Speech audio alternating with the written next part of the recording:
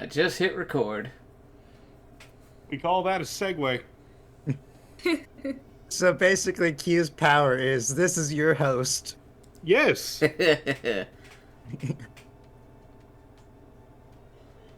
Anyway, today we're going to be talking about the various video games we played over the year because I have played an excessive amount of video games this year.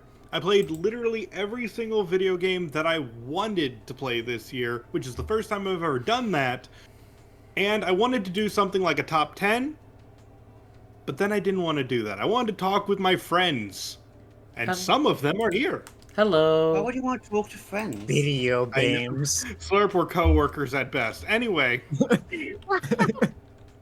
Oh my goodness. I'm sorry, that was me. But, yeah, we're going to be just chatting about the games we have played this year. Whether or not you enjoy that kind of thing, let us know. And be sure to tell everyone else to hydrate. Unlike me, I don't have a hydrate button. That's what we have Muffinberry for, though. He's currently suspended.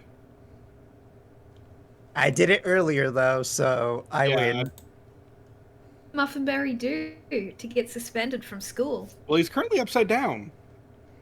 He's suspended in animation. He's in Literally Australia. Anyway, we're going to be starting things off by talking, because not everyone here has played every single game this year, but we've all played games that we missed out on in the past. So why don't we begin by talking about the games we have played in the past that we want to give a shout out to. To start things off, do you think I should begin, or do one of you want to begin?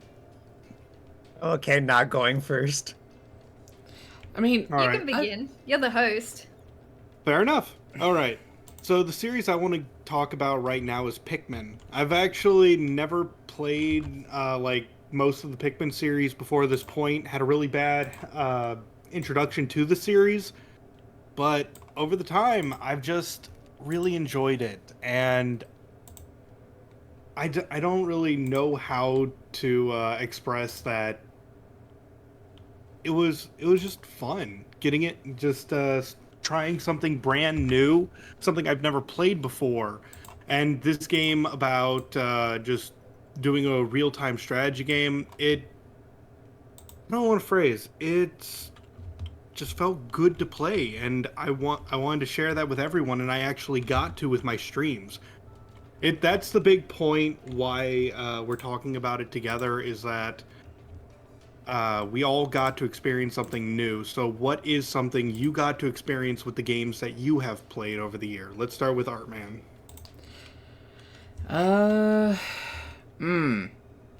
not quite the topic I was ready to talk about with new experiences.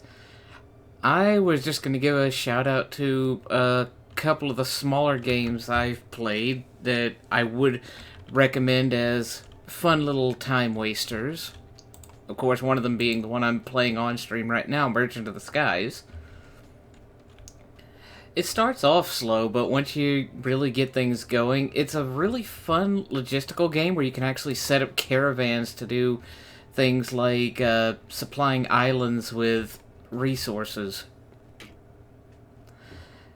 And another game in the same vein that, I don't know if it's in the exact same vein, but a game called Loop Hero is also really fun. I love that these games you can just pick up and play them at any time, and if you suddenly find yourself needing to do something, it's as easy as saying save and quit, and you can pick up right where you left off without having to worry, oh, did I remember to do this? Did I forget to do that? And I've also played Loop Hero. Has anyone else played Loop Hero in this group? No, this is the first time No. I'm hearing about it. Loop Hero is exactly what it says. It's about trying to create a fun gameplay loop, and the more you actually do complete these laps around the field, you get more and more powerful until you ultimately have to square off against the boss. It's a very simple simple game that quickly turns into something chaotic, even though the gameplay is so simple. Oh I yes. I also very much enjoyed that game, and that is another recommendation. Isaac, what's a game that you have played this year that did not come out this year, though? Oh, so like a game from like last year? Or any year? Just Oh, what's from the olden times oh, that you have played? oh my gosh, there's so many uh older games I have played. I don't know, it's kind of just hard to pick one. There have been many games I've enjoyed. Um, but I guess I could say Thousand Year Door, because I never got to properly beat that game as a kid, or when I was like younger, because the game got scratched at some point. So I have been there. yeah, I think That's I don't it. know. I only had to like experience up to like chapter 7 to be honest. Oh, and you even made it far before that happened then. No, I don't think it was even my fault. I think I just might have saw my dad playing it like the train chapter. Everything just Um gets foggy. yeah. I think where I was in that game like as a kid was like maybe around like chapter 5 or something myself. Um but yeah, it wasn't until like many years later, like a few years ago, like sometime during the pandemic, I think, um, where we did get like a new copy that wasn't scratched, so we could actually play it, and I did beat the game, and I enjoyed it. I was like, yes, I'm so happy I get to play this game. I had like a lot of nostalgia for it, but never got to properly beat.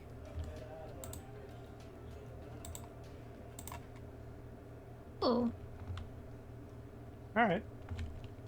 Next, Folly, would you like to talk about a game you have played recently that is not from this year before we get into the games we have played from this year? um, hmm. I think I think the one that caught me off guard, uh, the most was Slime Rancher. I knew Oh, that everyone had said that I would be into Slime Rancher, but um, yeah. So I only played it this year, and I haven't played 2 yet. I know that's early access. Um, but Slime Rancher 1 was such a nice little, just such a lovely little experience, I think. Actually, I forgot about this. I was gonna maybe consider speedrunning it because the speedrun is really good. oh, really? Speedrun What's that stuff. Yeah. thing like? Just jumping over everything and speed? Like, what counts as beating that game? Collecting all the diary pieces or collecting a certain amount of plorts? Um, collecting I think the final diary entry, and then you go back to your home and you get like the credits. Oh yeah, you have to, you get it like a few days later, so it's just speed run to the end and then comatose yourself. Yep, exactly. Oh my goodness. But yeah, Slime Rancher was so good. It had this like lovely little kind of sad story that really got to me. Um, but at the same time, it was I could see myself like min-maxing in that game. And also it was just cute as well. Yeah, it was an adorable game. I still go Yeah. back to that one from time to time. Yeah, I should go back to it too. Well, no, I think I'll wait until 2 comes out officially, and then I might check out Slime Rancher 2. But yeah, I highly recommend Slime Rancher 1. Otherwise, I have been playing Slime Rancher 2 just from now and again. I haven't played it since 0.2 got released, and now it's up to 0.3. Oh yeah. So, very excited to see how that game's going. I hear they added weather, which may Weather. not sound too impressive to some people. But when it starts raining actual slimes in a game about collecting slimes, it can get a little hectic. Oh yeah, especially with the tars. Yep. Because it's not just rain, it's a lot of things. And lastly, Slurp. By recommendation of a certain someone, I have to play. What happened to Persona. you? What do you mean? Oh my god, sorry. You caught me off guard. Okay, what? Start again. Let's take that from the top. What did you play from the previous years? By recommendation of a certain someone, I had to play Persona. It is Yes. good. It takes forever. Wait, why are you Yeah. wobbling? I haven't beat it yet. I still have to beat it. Because after my computer restart, I have to re-download it. I haven't gone to it again. Are you talking I'll about? get into it someday. Are you talking about Persona 5? Yeah. Oh He's yeah. playing Persona 5 Royal, yeah. Yeah, just quick aside, Q got me a copy of it on the PlayStation 3, and I had gotten pretty much to the end of the game, but one of the dungeons made me put the game down for a while, and they had him and another friend that had to basically beat me over the head and say, "Go back to the game, you're not done."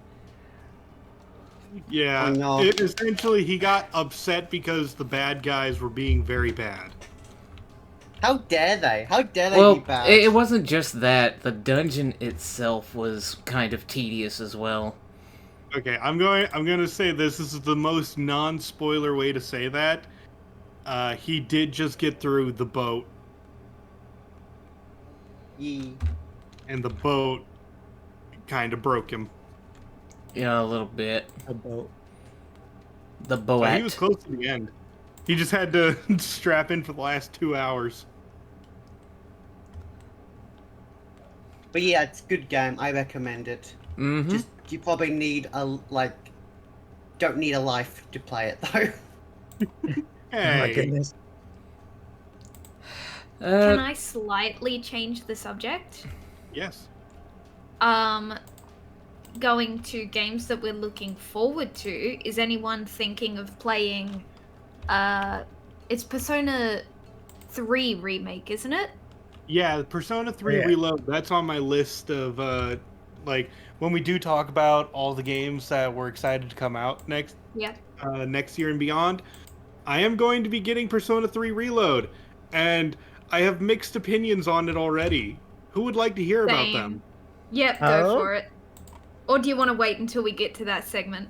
No, we're already talking about Persona. I'll just Okay. cross them off the list of things we've already talked about.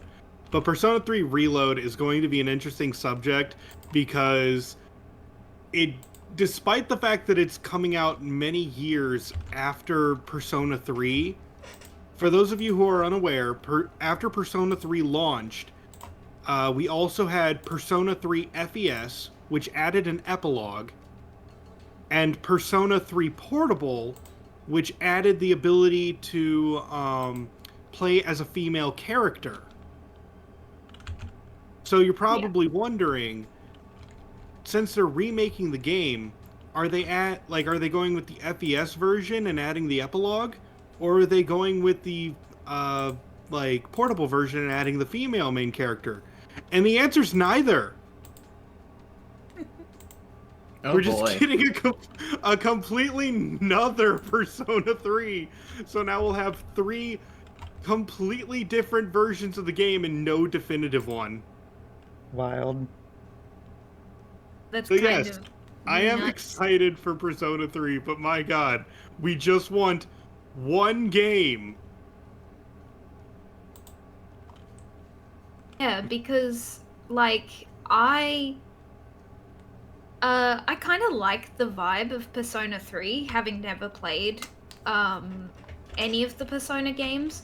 And I would have loved to have experienced it this way, but now I'm kind of like, should I just go back and play one of the extended versions instead? It's like if they remade Persona 5, but they didn't include the royal stuff, right?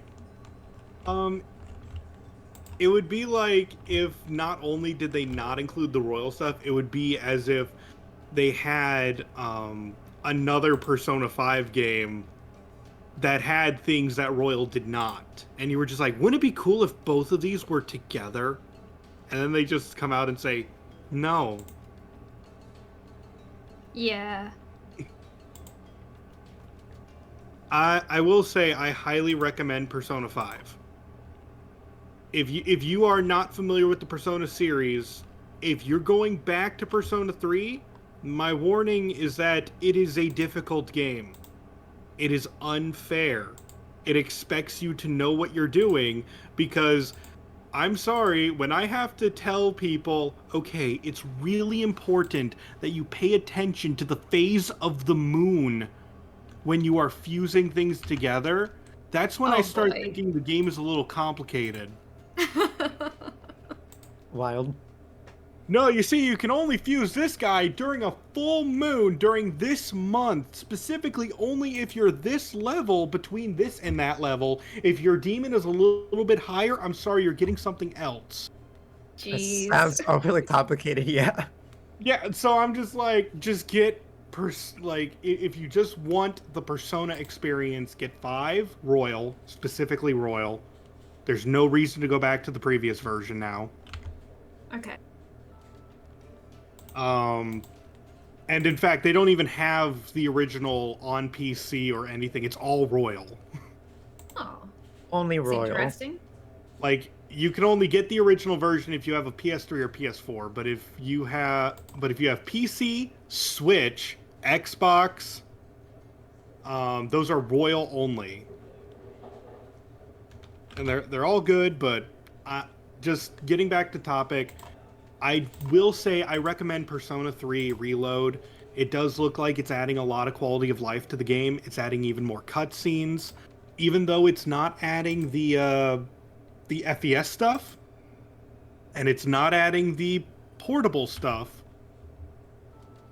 It still seems to be adding stuff, so you're getting a new version. Looks It's awesome. tiring. What if, like, a year later, what was the company that publishes it, or whatever, that does it? Atlas? Yeah. What if, like, a year later, they're just like, all right, here's the definitive edition of the remake. That's what I Oh, yeah. reckon they're gonna do. Yeah, people are saying, what if they add a DLC? I'm sorry, there's no reason to add a female main character DLC. Could you imagine that going well in 2024? The year of our Lord. 2024, just giving everyone. I'm sorry, I'm baffled by the thought of playing a Pokemon game and them saying, "Hello, boy, $5 more for girl, please." Oh my god. Ew. That's what I was thinking, though. Reassignment surgery. I was thinking if they... Oh my gosh, Slurp changes PNG again. He when he rotates. talks. It was wobbly and now it rotates. Okay, before I get distracted by that, so yeah, when you were talking about, like, adding girl as DLC, I was thinking of, like, how the first gen was just boy only. Yeah. Yeah. So,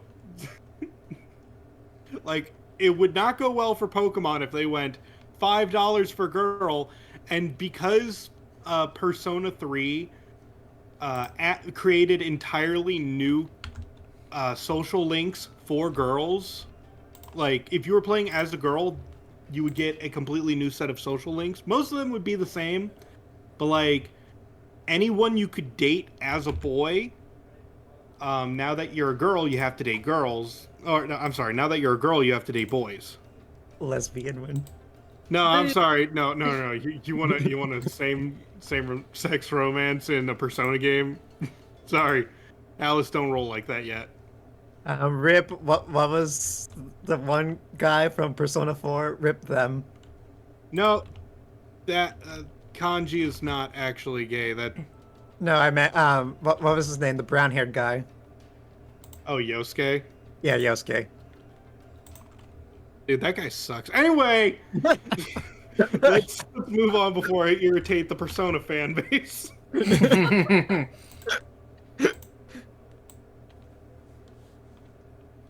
Eddie sucks. Anyway, moving on to games that we enjoyed this year. Unless Slurp. No, wait, Slurp did say Persona. That's how we got Yeah, I started. did mine. Sorry, I forgot. Oh. I'm checking everyone off the list. I forgot to check you off. Now Slurp is a three-way circle thing. He's a what?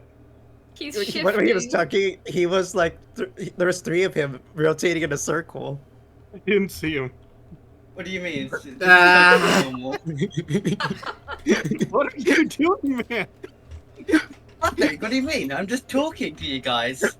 Doing this. Look, I know I have a Mario theme, but you don't have to be a wrestler, okay? This is highly entertaining. All right. Now I we think- get to talk about games that we have played this year and that we enjoyed immensely. Whether they be actually good games or there's something about them that we enjoy in particular, something about ourselves that we resonate with. Whatever spiritual, mental, or physical connection you have with the game, please don't let it be physical. What did you guys enjoy? Anyone Starting wanna- with Artman this time. Okay. Okay, so we're talking about games from this year that we liked. Specifically this year. I know I've played a couple of them, but right now the only one that's coming to mind is Tears of the Kingdom. Oh my god, yes, they did a really good job on this one. It is What about it in particular made it better, especially because it's a sequel? What did they improve on for the people? For the people.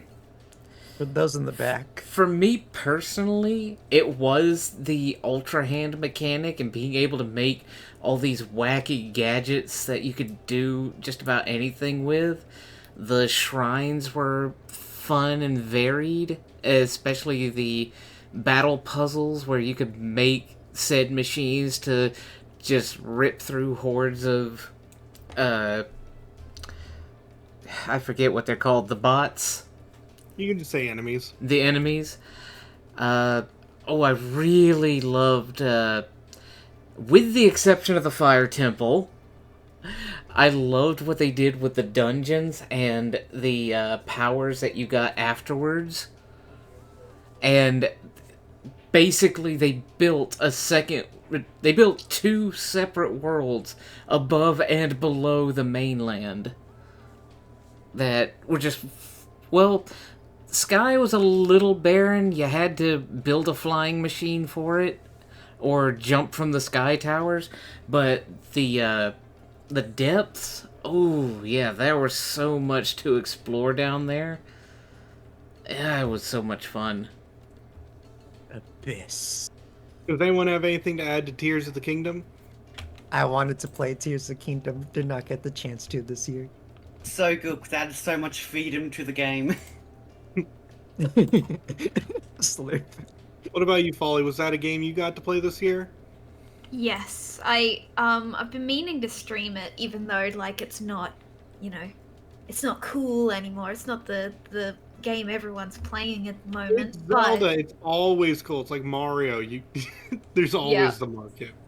that's true. But yeah, and everything that Artman said, yes, I agree.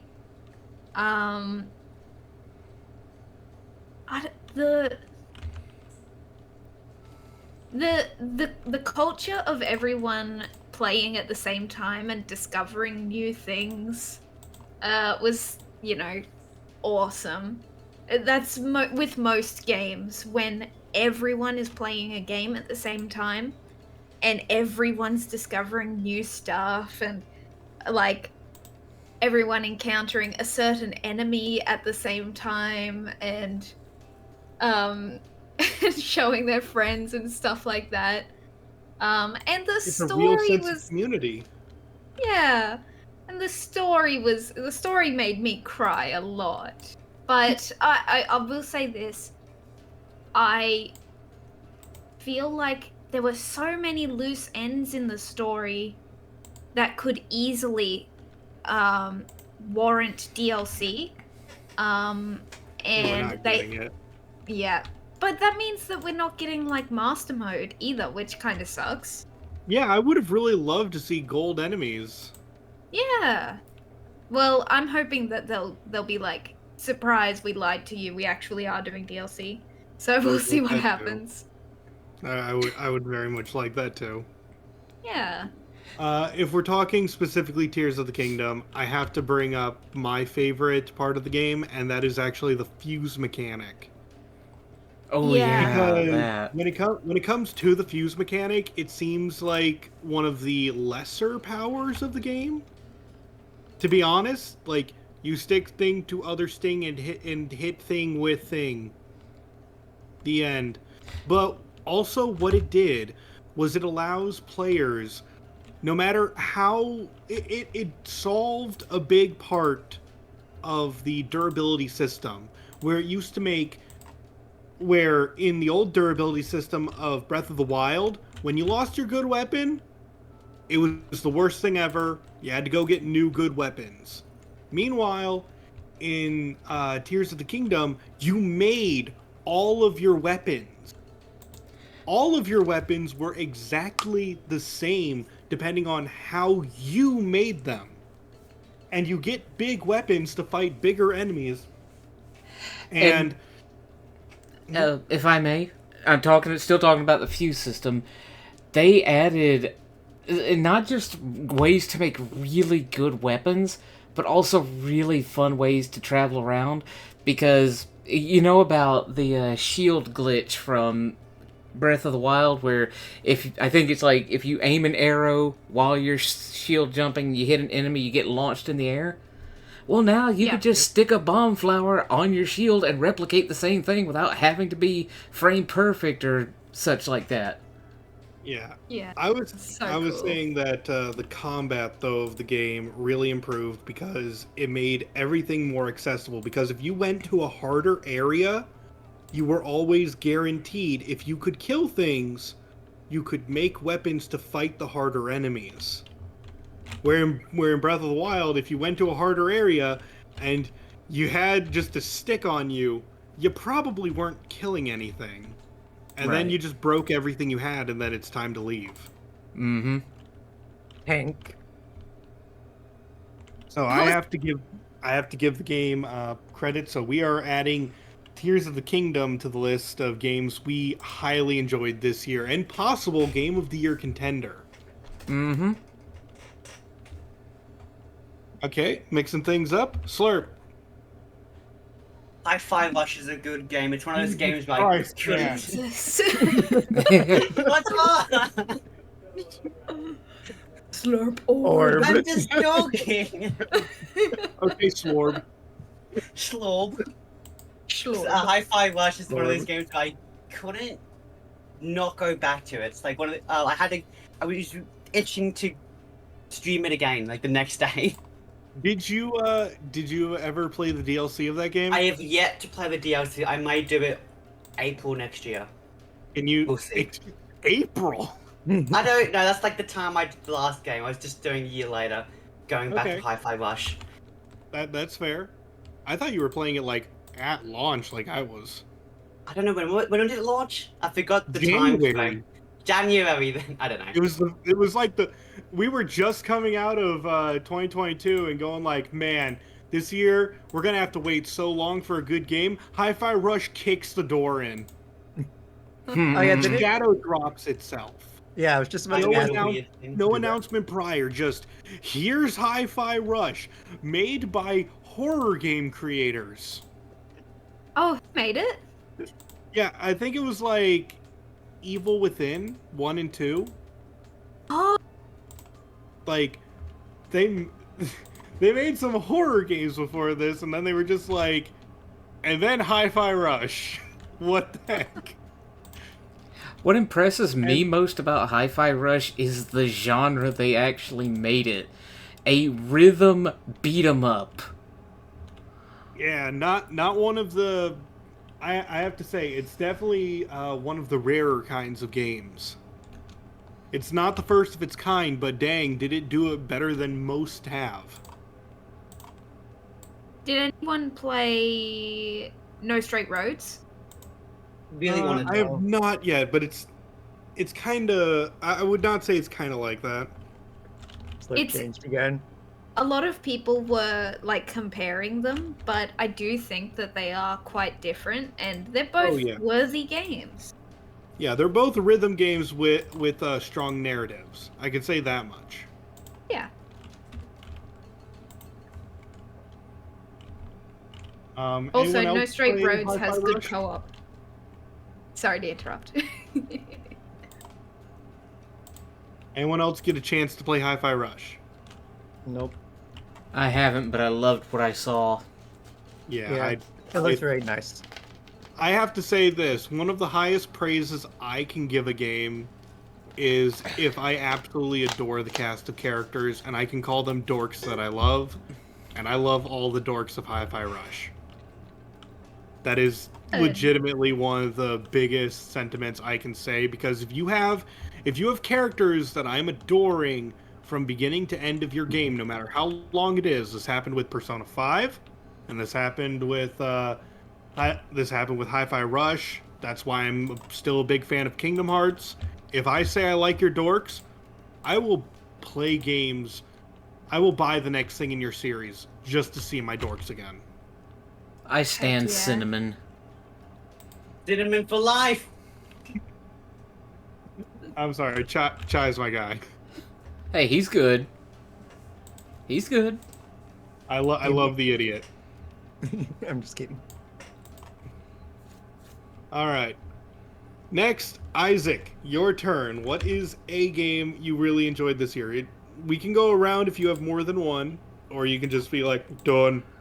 But what is your one that you want to talk to others about? I've only played like 3 games this year, and I'm still the one I'm gonna bring up. I'm still playing it, but Super Mario RPG Remake. Yes. Yeah. Is it I'm good? just like, yeah, I'm having so much fun. The music's great. Like they kept like so many like the like hidden secret detail stuff from like the original, and like, yeah, it's just really fun to see. And like, I don't know. I hope like maybe we get like a Super Mario RPG 2 or something because Well, of this. we kind of did. That's Yeah, what Paper Mario is, if we're being honest. well, In, like what in I'm Japan, Paper Mario was called Super Mario RPG 2. yeah. They just changed the didn't know name for that. the US. Yeah. Wait, wasn't it also like Mario Story at some point too? Wait, no, Yes. I mean I was thinking Yeah, Paper Mario. yeah. Paper Mario. And then you have the fun fan translation called Book of Mario. I need to play that someday. Heck yeah, you should play that. Book I of would Mario. very much enjoy it. Like I'm addicted to those horribly translated games, but I know Paper Mario so well I could play it. Essentially, what they did was they took the entirety of the Paper Mario script and ran it through Google Translate 100 times. Oh my goodness. You get swearing in the game now. Yeah, so instead of like Mario, go to Star Chasm or Star Canyon, and it will say something like May Gas Giant Ball, and you're just like, yep, you Oh. got it. Don't even get me started on the Chuck Quizmo quizzes. You have to Oh, know no. I am those. not ready for those. But I have not seen the whole thing from start to finish, so like I barely seen anything of it. I just heard what it was, saw it for 15 seconds, and said, "Yeah, I'm gonna play that. Yeah. Still need to." But yes, back to Super Mario RPG. Isaac, is there any last things you gotta say about the game? Nope. Okay, So let me did you- continue. Super Mario RPG is the epitome of what a remake should be. It is a it tells the same story, it shows everyone how good the old game is, adds a little bit of the mechanics. To be honest, I wish that some of the stuff was optional. Like, I understand it does speed up the process a bit, but the ability to, like, the thing is, the triple attacks they added to the game, those are optional. Never got to use them. That's fine. But you're not able to turn off the hit every single enemy at once command Oh, with yeah, a perfect attack. The splash damage thing? Yeah, never able to turn that off. Also, they still have issue, like, it still has some issues that the original had, where a lot of the things of the game don't explain what they do exactly. Like, for example, the quartz charm that you can get in the game, it it doesn't say it does anything. But if you equip it, you actually have like 50% more attack and 33% extra defense. It does not say what it does, and I wish that I get it, that's part of the charm, but that was back on the SNES. We could have made it a bit Okay. better. But it is everything that a remake should be. It is exactly as we remember it. It keeps most of the localization. Sure, they took out some lines of dialogue. For example, I watched Isaac's stream of the game last night. He's not a fan of what they did to Spiridovich. Yeah, it doesn't roll out the tongue as nicely. Yuridovich was much better. Yeah, it's Well, it's a Japanese. It's based in Japanese, but it sounds Russian. Spiridovich? Yeah, no, Yuridovich, the original. Okay. I agree. I don't like the name change. Okay. I do. But the point is that they did change it. What do you feel about Mac the Nut, like Mac, who was a reference to Mac the Knife, the serial killer, being That was- changed to Clay Morton because he's supposed to be a Claymore? No. I don't know. I think I was more used to Max, so seeing Clay Morton was like weird. But like one thing I'm glad they did keep was how like the Toad said casually mentions how he has a bazooka. Yeah, like they kept most of it.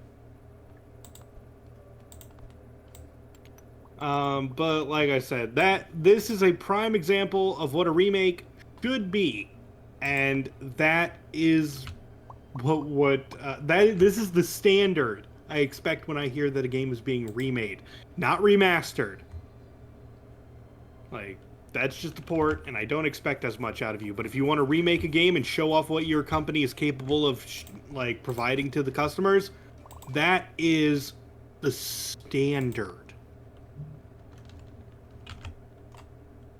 Anyone else played Super Mario RPG, the original or the remake, to chime in?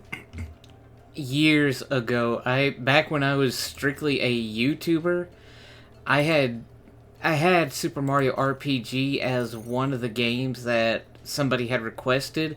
I got all the way up to Booster's Tower, and either I lost the footage or the footage got corrupted, and I just never went back.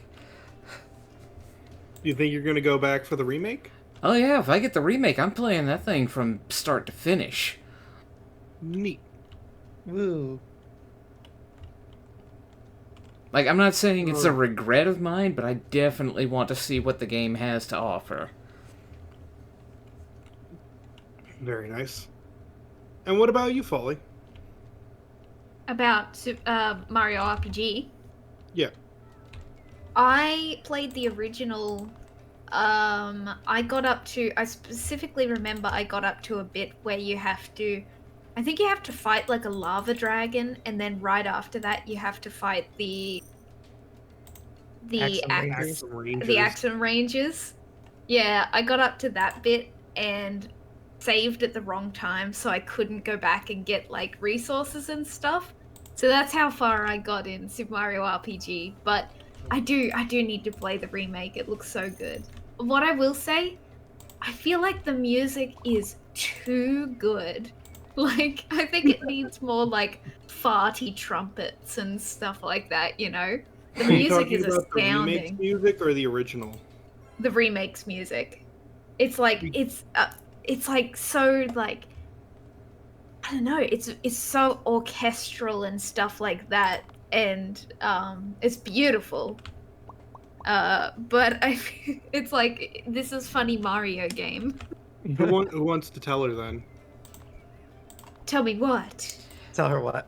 There's an option to turn on the original music in the game. Oh yeah. At any time. Oh, that's awesome! Yeah, so if you want the original music, that's there. Like, you don't have to choose. It's literally Alright, an 10 out of option in 10 the game. options menu. So that, like, again, a standard for remakes. If you don't like the new music, they give you the old one for free. Yeah, From I, the beginning, unlike Pokemon, with Yeah. like, you know, Soul Silver, Oh, where you get it like God. in the post game. After you already finished everything, it's like, what's the point of it now? Yeah. yeah, but still, I did love that they added it anyway. Yeah, but it should be just in the options menu. Right. Yeah. If we're talking about remakes that should not happen, it's Diamond and Pearl. I'm not irritating the Pokemon fandom. The one To thing, be honest, I got Shining Pearl for my little cousin for Christmas last year.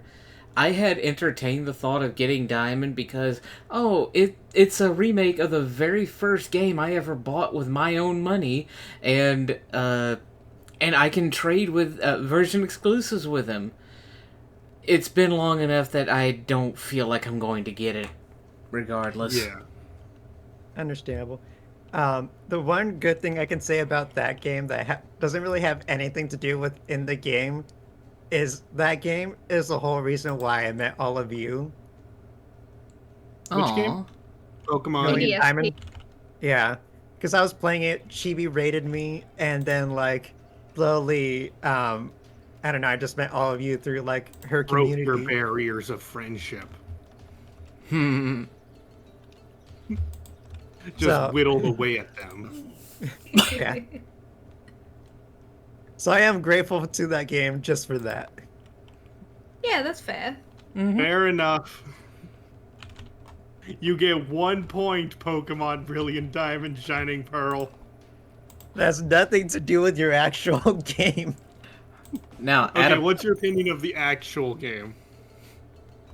Don't It ask was, that.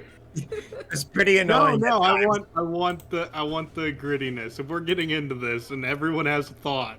Okay, I would like to go first. The following mechanic that they brought back, like the Pokemon getting in your way. Like sometimes you have Pokemon follow you, they're too big, and then you can't get past them. You just like shove them out of the way. And it's like, I'm so sorry I had to shove you out of the way. And also there's like that one ledge in Mount Coronet, like if you got too close, like the game would kind of just make you jump over it. Yeah. So I had to like be really careful, and I used the D-pad just to get upstairs because I'm like, please stop going over the ledge. The D-pad wouldn't work as well. It would just shove you over the ledge. It sucks. I had, yeah. Okay, Polly, what is your opinion of Brilliant Diamond Shining Pearl? My opinion is they did a really good job of having the release date come out before Legends Arceus, sorry. Because no one would have bought BDSP if it had come out after Legends Arceus. So And you're I, saying like- that I didn't ask you for a nice opinion. What is your opinion of Brilliant Diamond Shining Pearl that has nothing to do with the release date?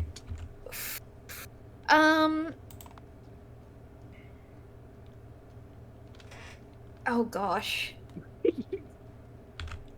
While you're thinking, may I chime in with one? Yes. Add a platinum DLC and maybe we'll talk. I'm not Yeah. paying more money on it. Or Fair. platinum patch. Patch the game.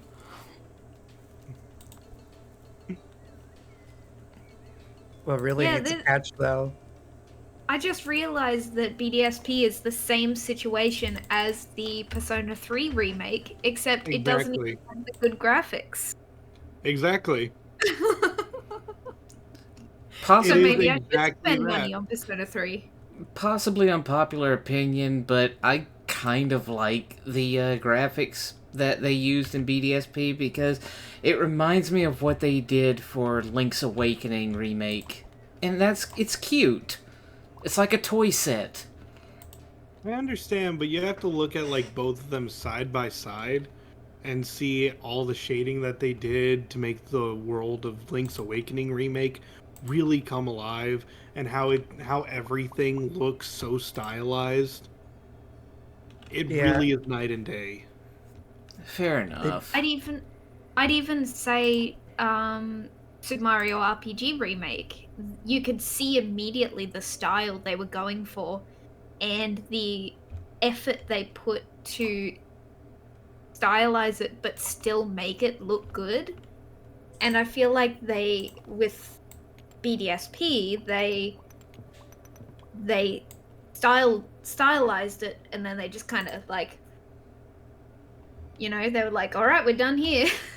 Also, since we're talking about Pokemon and Super Mario RPG, can I just add one thing that's really weird to me? What's really weird? Okay. Is anyone going to talk about the fact that Pokemon games just really hate voice acting? Oh They yeah. never use it. And Yeah. in the wait. new Super Mario RPG, they added full cutscenes where people are moving their lips and there's text at the bottom of the screen and there's no vocals. Oh yeah. Saving Like money. Mallow saying, "Give me my coin back," and there's just nothing. No words. I do have something to say. Like, I don't know if it counts as voice acting, maybe, but like Pokemon Black 2 had Roxy singing, Yeah, Well, it yeah, did. but that but was a not long Pierce. time ago. Yeah. And it was a very localized event. Yeah. But yeah, they had Roxy singing in Pokemon Black and White 2, but they didn't have Pierce singing in Sword and Shield. Yeah. And then they added a rapper in Scarlet and Violet and never rapped. Mhm. Yeah. Yeah. What is wrong with this? Just don't add music people anymore if you don't want to put the effort in. Missed opportunities, that's all it really is. Yeah. More of saving cash. It's not like they're a multi-billion-dollar company. I know, they need to save. Hey, I'm not well, getting into that. yeah, there's been rumors that the Pokemon company have come out and said, okay, this is not sustainable how we're making games, so we're going to try and stretch out our development time. Yeah. And I'm hoping that they actually do that and they do start picking up again because they have Yeah. potential. Maybe. No. Yeah. No, I was- okay. Like What were you it's saying? kind of like hard to like see like something you love so much like as a kid like just gradually decline. Yeah. Well, no, I will say this. Keep in mind, I've been playing every single Pokemon game for like from the beginning red version, and I'm currently in Gen 6, and I have to say that everyone's saying, "Oh, they're going to like they're just declining. They're not declining. They are improving in the most baby steps possible with every game. Meanwhile, we have games that have just pole vaulted past them, nitro boosted miles ahead of them, and they're just like, I'm gonna do it. I'm gonna take that next little step. Like, they are really, like, it's not that they're not improving, they are, but they're not improving enough to anywhere near what the standard is anymore. You know, it'd be neat though. What? I remember talking about this with Yuki, but what if like they did like a 2D and 3D mode like Dragon Quest XI-S? I don't know how I'd feel about that. I think that would be really cool, but at the same time, that would imply that they could make not just one game look really nice, but they'd have to make a second. True. Oh, And yeah. I just want the one game. Oh yeah, it would be like a dream. I reckon. Okay, if I was the president of Pokemon right now, I'd say, let's get a small indie team to make a sprite-based like something or other game. But like, you know, they're probably not gonna do that. And you said small indie team. Meanwhile, what I would do is I'd say, hey guys, we're Pokemon. Let's throw like $100 million into the game because we are guaranteed to make 100 million every single time we release something. That's fair. And then it just turns into, and like, just like, you need two things to make a game. You either need time or you need skill. And I say, give them people, get the skill, buy the skill. You have the money to buy the skill. Mm. Like, if we're not just talking money, we're talking Pokemon money. They totally could.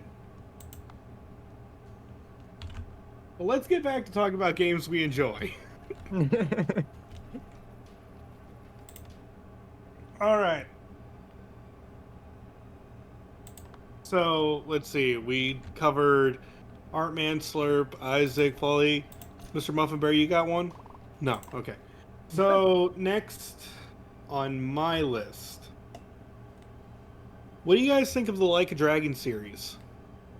Oh, Yakuza. Yes. I hear a lot of good things about it. I've seen like a couple like out of context things where like just the silliest things are happening. It seems like a fun game and maybe something I should look into more. I'm not sure you would enjoy it. Yeah, I need to pick up where I left off back when I was still running on my previous PC. Apparently, I didn't have enough memory to run the game, so it'd be like, a fight starting, 15 seconds later. Oh wait, I couldn't render it, never mind. Yeah, all the enemies would just disappear because this computer could not handle the enemies. That's my. awesome. It's terrible, but it's kind of funny. Yeah. You gotta But lean yeah, into things like that. This year we had 2 Like a Dragon games come out. One of those being Like a Dragon Ishin, where we get to see a what-if story. What if, back in the past, someone related to Kiryu, who looked like Kiryu, but wasn't Kiryu, was a samurai, Ronin. And he went on an adventure where he killed a lot of people. But Kiryu doesn't kill people. This guy does. Also, let's put that out there. I think it's the funniest thing in the world that every single cutscene in Yakuza be like, Kiryu would never shoot someone. It's against his very nature.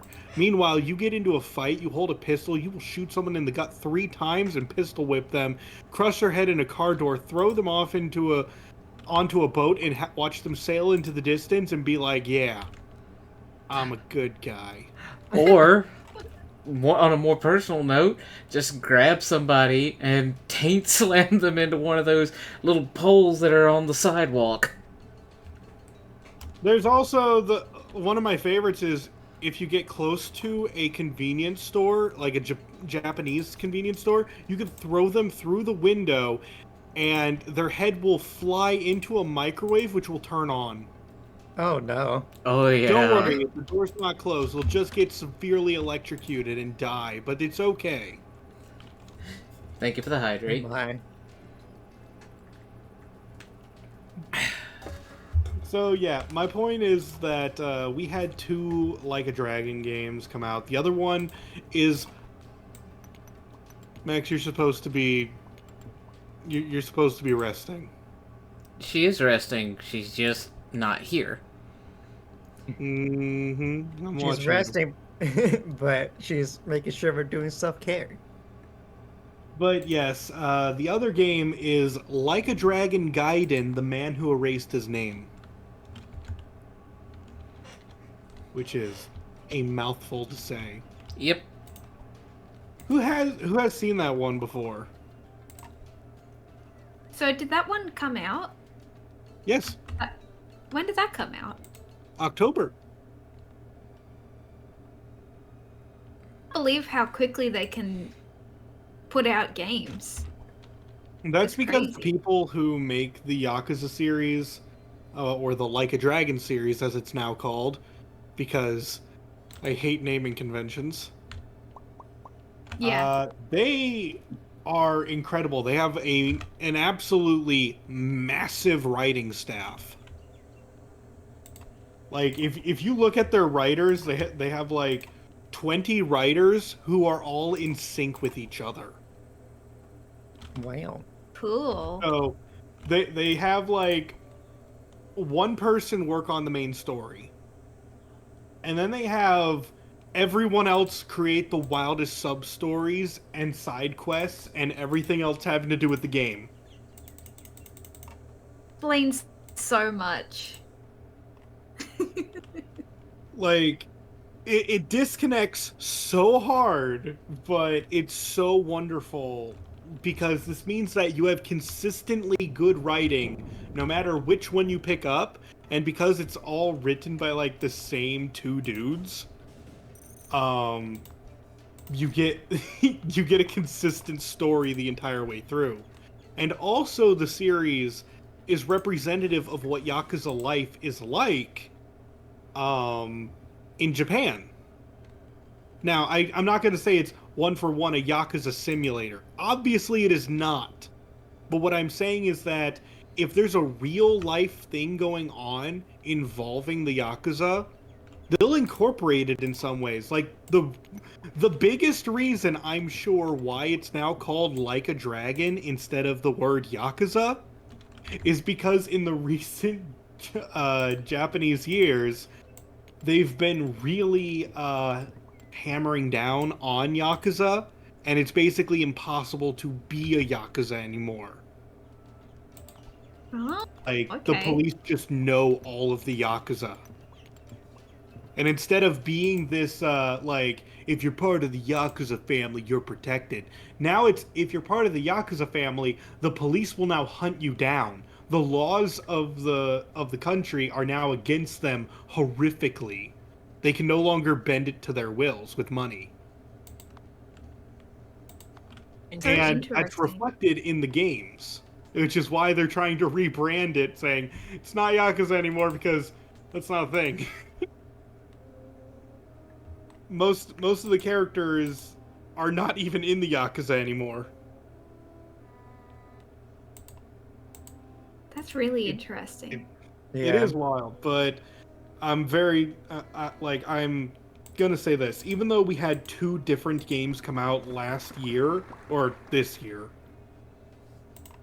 both of them were very high quality, like incredible graphics as usual, wonderful stories, good gameplay, and they're both insanely different because I'm sorry, one of the game I was able to hold a sword in one hand, gun in the other, twirling around using both at the same time, like some kind of bizarre One Piece character. And in the other game, The Man with No Name, I was playing with spider grappling hooks and rocket shoes. This series is freaking wild. A roller coaster. Yes. I'm trying to think. Did I ever go on a roller coaster in a Yakuza game? I guess I shouldn't be These are surprised if great. they have a roller coaster. I don't Expect think them to they've have done a that. whole theme park. Oh, they've had tons of theme parks, yeah. Yeah, but you can't ride on them. On the. Well, I On think the you can go on thingies? some of them. But then Heck again, I yeah. still haven't played Yakuza 5. That's on my to-do list. Maybe there's So- one. Where do you start to get started in the Yakuza series? If you want okay, so there's a couple of starting points. You could start with Yakuza Kiwami 1, which is if you want to play the first story that people have played, because that's a remake of the first game. Okay. However, if you want my opinion, you should start with Yakuza 0, because it has a lot of build up for the characters who will be in Yakuza 1 who like Yakuza 1 suffers from the fact of you go in and Kiryu obviously knows everyone there. Okay. And you're just like, who are all these people? And then you see like one of them get terribly injured and Kiryu's just like, no! And I'm just like, I don't know who that is. You introduced them 5 minutes ago. He was Patrick. Yeah, and then you've slight spoilers, I guess, of Yakuza 1. It starts with the assassination of someone you don't even know. But they're introduced in like they're reshown in Yakuza 0 and you get to know them much better. Okay. So I really recommend playing Yakuza 0, then go into Yakuza 1 going, "Oh no, that happened? We got to do something." And you feel like Kiryu would feel. Cool. Yeah, I will And- say I got that. I got that experience going from Yakuza 0 to Yakuza Kiwami. Yeah.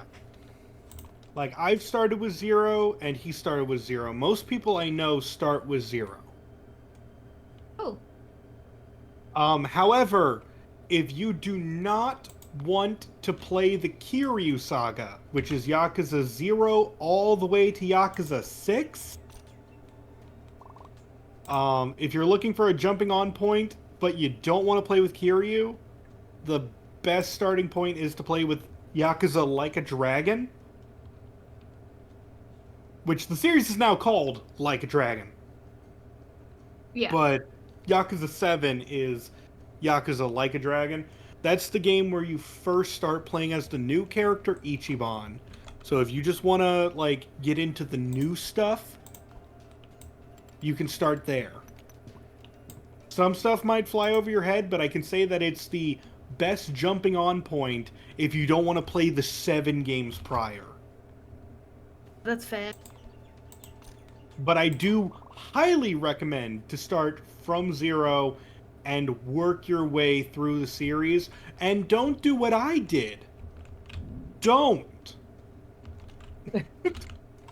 What I did was I played 0, 6, 1, 2, 3, 4. No, wait. Hey. No, I did 0, 6, 1, 2, 7, 3, 4. Why did you do it that way? Because I first bought 0. Then I was just like, man, this is where it started. And the next game that released immediately after I beat 0 was 6. So I was just like, okay, so this is where the series was. Let's see where it is now. So then I played 6. And then I was just like, I am missing all of the context. Time to go back. So I played 1, 2. But at that time, 3, 4, and 5 were not available. So they released Yakuza Like a Dragon, So I played 7, and then the remastered of 3, 4, and 5 came out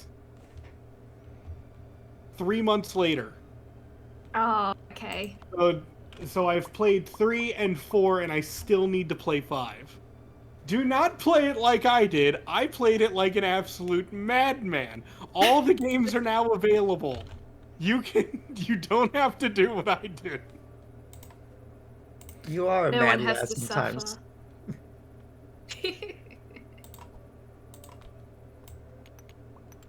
But yeah, I recommend just playing it in numerical order from 0 to well, it's about to be 8. By the way, if can we change subjects to games we're looking forward to? Sure. Yeah. Guys, Like a Dragon Infinite Wealth. Please, inject it into my veins. Isn't that the island one that you showed me? Yes. Who is excited for Infinite Wealth? The game, not the actual concept of having infinite wealth. Not gonna lie, I am kind of looking forward to it. Does look good. Like, And by the way, if you like, I bought and I know he's not going to enjoy me saying this, but I bought Brad Yakuza 0, 1, and 2. So I'm hoping he plays that sometime, because I have to say this, and look for a sale of the games. Don't just get the games now. Wait for a sale, because would you like to know the price I paid for 0, 1, and 2 to give to my friend Brad with no R? Shout out to Brad with no R. yeah. $20. Okay, Isaac, what's your guess? 50. Okay, Slurp. 60. Okay, our man. I'm gonna say 13. I paid $10 for 3 games. Woo, closest. Eee. Oh. Wait for the sales; they are amazing. I assumed when you asked us, like, you didn't get the games on sale for some And I reason. didn't. Oh, you didn't? I did not. I bought them for Brad on sale. I paid, money. Well, to be fair, I bought 0 used, and I bought 1 and 2 used. No. I bought Kiwami 1 used. I paid full price for Kiwami 2. By the way, Kiwami 2 is on my top 5 games of all time. So that's a remake of the second one, is it? Correct. But you have to, I hate this about 2. You have to play 1 in order to appreciate 2. Okay. And Yakuza 1 or Kiwami 1 is one of the roughest games to get through. Oh my. It's rough because its leveling system is incredibly slow. Its fighting Majima system, and yeah, you'll have to fight him a lot. You have to fight Majima probably over 100 times, and it is incredibly repetitive. Mm-hmm. My goodness. Some upgrades that should just be standard are locked behind level ups. And here's your advice that you're going to forget before you play Kiwami 1. The first thing you should buy in terms of your level ups are your Kiwami heat attacks. Mm-hmm. Because if you do not have your Kiwami heat attacks, the bosses can just regen all of their health. Oh Oh my. gosh. Mm-hmm. You need that to be the first thing you buy. Otherwise, you have to fight most bosses with twice their HP, and it's the Yakuza game where you feel the absolute weakest. Yeah, they even beat you over the head with it narratively. Majima goes, What's wrong, Kiryu? You feel like you're rusty at this. Yeah, so 1 is the absolute roughest game to get through, in my opinion, which is why I say start with 0, you feel awesome in that game. 1, you Oh. feel terrible, and 2 is awesome, because in Yakuza Kiwami 2, they changed up the game engine itself. You're not playing with the old engine of game, you're playing with a new one, where battles are nearly instantaneous unless you're Artman. Oh my. Like, as soon as someone discovers you, you're in a fight. You can even do the first blows. You could just, like, rush into people, throw bikes at them, throw people over bridges. Like, you can end fights so well. And it also introduced, like, people coming to your aid in the middle of fights. Like, you could walk up to people you know, and they can do ultimate attacks together. Like, you can befriend a guy with a guitar and be like, hey, guy, these people are attacking me. And then he'll throw his guitar to you, which you could then just grab, play a small song for a few seconds, and then El Capong someone. You read El my mind. Capone. And again, throwing people off bridges is so fun because Yes. you play on a river city throughout most of the game. Little Yes. City girls. It's so incredibly good, and that's not even talking about it. The entire reason, and this is going to be the last thing I say about Kiwami 2, the entire reason I bought the game is because I saw the trailers, and I said to myself, this is the Yakuza game where you fight a tiger. Right. And I got to fight a tiger with my fists. Heck yeah. It was awesome. But it is, in my opinion, the best Yakuza game. But that being said, the rest I have played are good.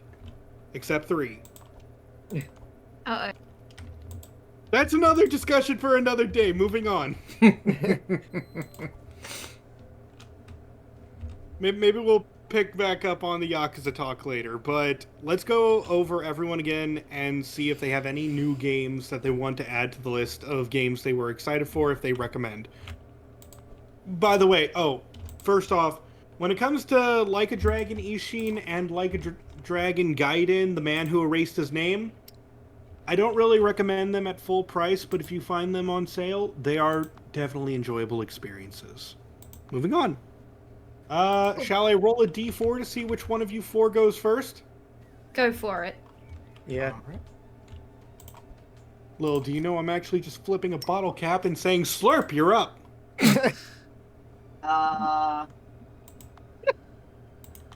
What's this for again? We're still on the subject of games we really enjoyed. You've already said Hi-Fi Rush, and I'm checking over if there is another game you enjoyed this year.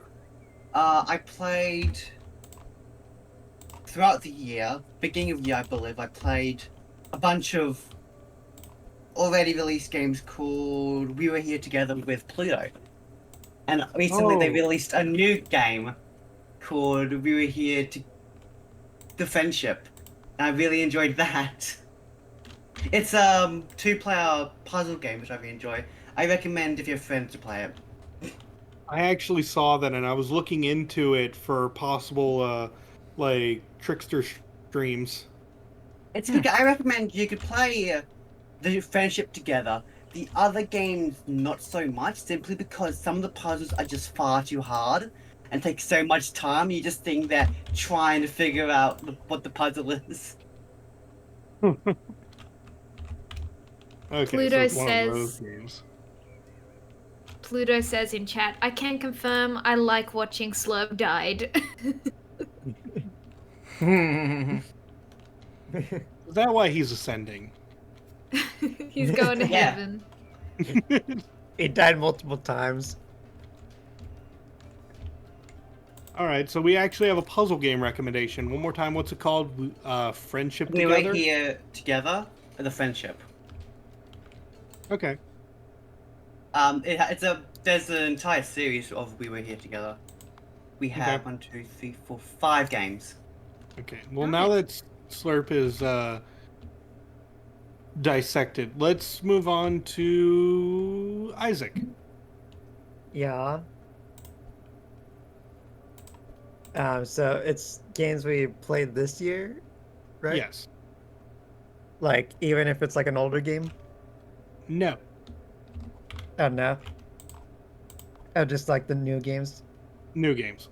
Okay. I've only played like 3 new games this year, like I mentioned before. Um, which were Super Mario RPG, Honkai Star Rail, and Fire Emblem Engage. Okay. Would you recommend any of those? Um, Or were they just for you? well, I know I enjoy Fire Emblem a lot. I'm not sure about other people. Um, Honkai Star Rail, I did enjoy playing that one more than Genshin personally. But Oh, I okay. have not played Honkai Star Rails in many months. Any reason? Um, Other games I'd rather play more.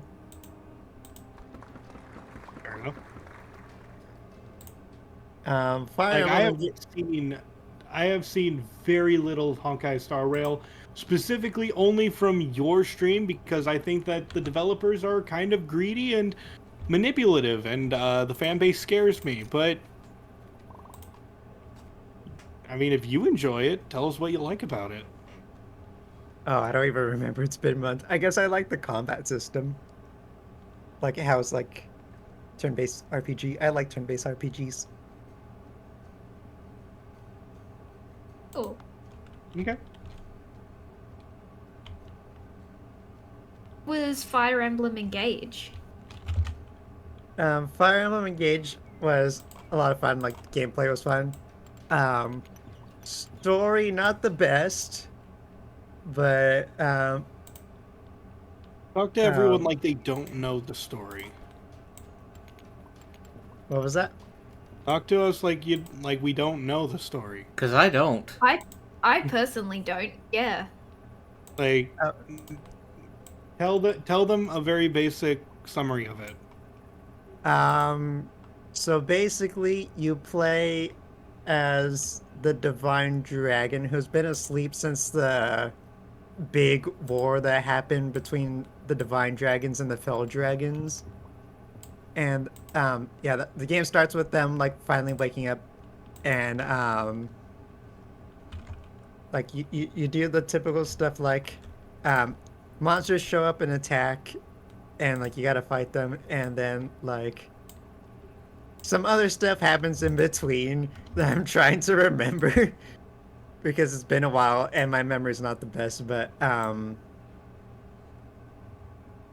there were like points in the game that like confused me in the story, where I was just like, why is this happening? Oh, hold on. I have to bring something up because of it. Now, can you clarify, because one of my chatters just got way too excited? Can you clarify that you do not actually turn into a dragon? You do not turn into a dragon. Oh man. Yeah, So Yeah. you're just I'm stuck in the sorry. toothpaste body. Yeah, Yeah. yeah. I'm sorry. I just need that confirmation. I would have absolutely told However, you. Sorry, one of my however, chatters comma, is a big fan of dragons, so they heard dragons and got really excited. however, comma, if you get the DLC, there are 2 characters that can turn into dragons that you can play Yeah, as. but that's like you got to buy the game and then you got to Yeah. buy the DLC. When I could just recommend the game that they are from, because this is a big crossover thing. Yeah. Ooh. Sorry, you said crossover. That brought something to mind that's... I'm not sure we have to change subject for this or not. Go ahead. It's... Go ahead. Okay, so Dave the Diver recently got an announcement that they are doing DLC with a game called Dredge. And the thing is, I'm actually really looking forward to this. Like, I've been playing Dave the Diver on Thursdays, and I'm actually considering either doing a bonus stream this upcoming week, or holding off on my Thursday stream and doing it on Friday just so I could play Dave the Diver with the Dredge DLC. Seeing him slip in that self promo there. Well, it was Okay. relevant. So selfish. Oh my Oh goodness. no. I'm just Oh my gosh, messing with Lord. you, man. It's fine. But yeah, bringing up the Dave the Diver Dredge DLC, I have to throw this out there. Because of because of the whole Dave the Diver Dredge DLC, I finally booted up Dredge for the first time that I have owned for a very long time. And I had only one thing to say. Folly, when are you streaming it? It's been on my list for so long. The demo was so good. It's actually right here on my section for games that we're looking forward to playing. Even though it is already out, and the thing was that I didn't want to play two aquatic themed boat games at the same time, Dave the Diver and Dredge. Not that I haven't played either of them. And now they're collaborating. I'm like, well, geez. I But will yeah, say this. Dredge is so I cool. booted up Dredge for the first time this weekend, and I've been having a wonderful time, and also I am very scared of everything that happens in that game. It's so good. I had one of my friends watch me, and they can probably confirm most of my experiences just, hey guys, let's go off on a little boat adventure. Something horrifying happens, and back to the dock. Understandable. But yeah, it's basically a Lovecraftian fishing game. It is horrors beyond your wildest imagination and fishing. You're just out there fishing, good times. Then the eyes start showing up in the sky. You're just like, this is fine. Maybe the Kraken pays a visit. Currently, I'm fishing in the volcano. It's just an average Sunday. What do you mean? Yeah. I think I'm in one of the last areas of the game, so it's a short game too. Okay. I think if it doesn't do anything more than it is now, it will probably be a total of like 15 to 20 hours total. And I'm doing everything I've seen. I am becoming a big fan of shorter games. Yeah. Yeah, because Can we talk about shorter games really fast? Go for it. Yeah, sure. Guys, if you have not played it yet, please look at Small Saga. Ooh, the mouse game. Yes. Oh yeah, tell us about it. It is a game where you play as a mouse-sized mouse, and you live in the world of the gods, and the gods are basically just humans. And everything I want to say about the game is unfortunately spoilers. The game is incredibly short. Twists and plot twists occur almost every single other minute of the game. We're talking a full RPG experience in 7 hours. Wow. Okay, sounds good. So, I want to say more, but I just have to say, you guys have to try. If you have the spare money and you have the 7 hours to play it. I honestly want to stream it myself, but I'm hesitant to stream it because I don't want to break it up into 2 episodes. I just want to sit down and play the whole thing for stream in one continuous go because it's not that long. Do a Spider-Man. Oh yeah. I just have to find a day where I can sit down for that long. And also I have to figure out how to get the true ending, because there is apparently a true ending. The true ending. I even missed one of the character's ultimate weapons. And it's weird that there are like I'm even saying there are side quests to get everyone's ultimate weapons. And it's still only 7 hours. It's so short. But that doesn't change the fact that it's probably one of the best little RPGs I've played in quite some time. Nice. Good writing, beautiful pixel art, absolutely stunning pixel art, I have to say that. It is funny, it is witty, it is enjoyable, and honestly, I hope that everyone else who plays it enjoys it as well. Even though it's only 7 hours long and it's asking for the price of $20, it is very much worth it in my opinion. I didn't know when else to bring up this because it's definitely one of the better ones. Unfortunately, because of its short length, its downside is that the game is too easy. Oh, okay.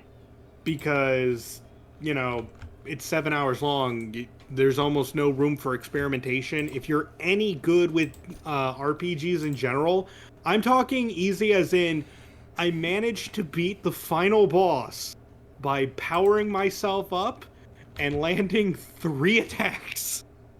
Oh my.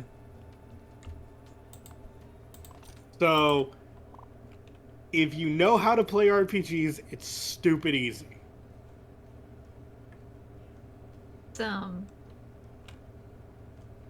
Can I segue to another short game? Absolutely. Yes. Okay. Cavern of Dreams. Oh, that's another one that was on the list. Yeah. So Cavern of Dreams is I would say, Banjo-Kazooie or Spyro inspired 3D platformer collecty type thing. Collectathon, Yeah. And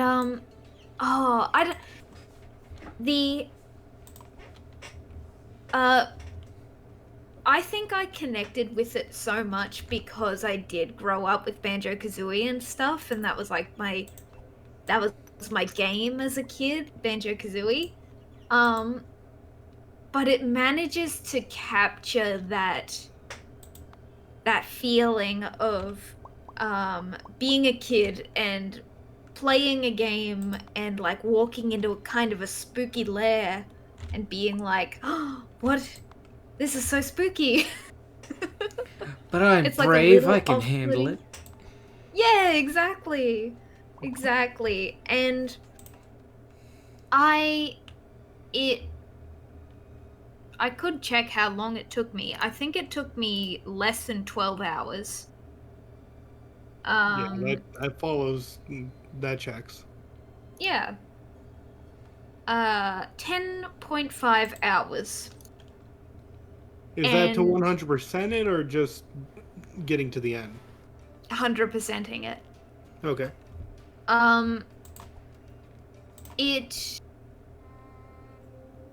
The only times I really got stuck were, I remember once I just completely overlooked an area I hadn't explored, and then other times the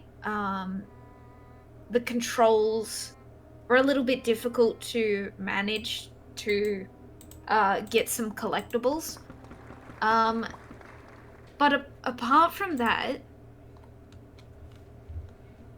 it was a very soothing, like, just going into a level and just finding all the collectibles and moving on.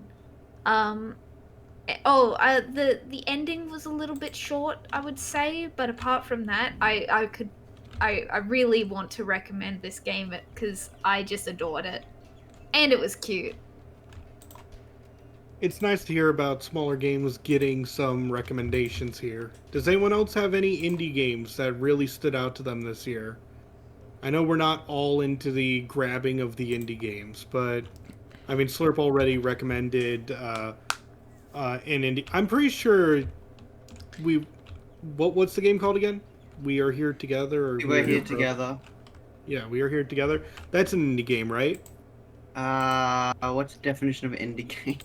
An indie game is basically a self-published, small team kind of deal. Yeah, I They believe didn't so. have a massive publisher. Like, I won't Google the game and hear that, oh, Microsoft paid for everything. Cough, cough, Dave the Diver.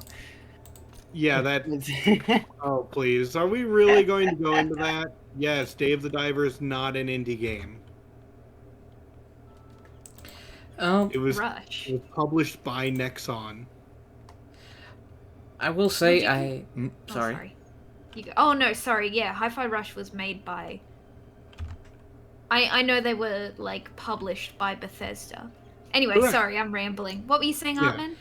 Well, I was saying, I have started playing it, but I haven't really gotten deep into it. But Pizza Tower, that's a good indie game.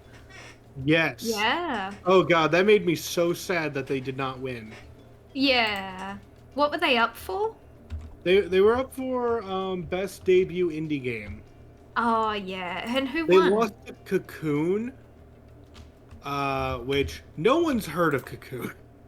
I heard of Cocoon. Yeah, I don't know if it I was heard good, of though. Cocoon, but I'm like really into the gaming scene. Pizza Tower really Fair. should have gone that though. It definitely wasn't the. In a way, it was an artsy game. It just wasn't a pretty game, so they didn't want it. It was grungy and '90s in terms of aesthetic.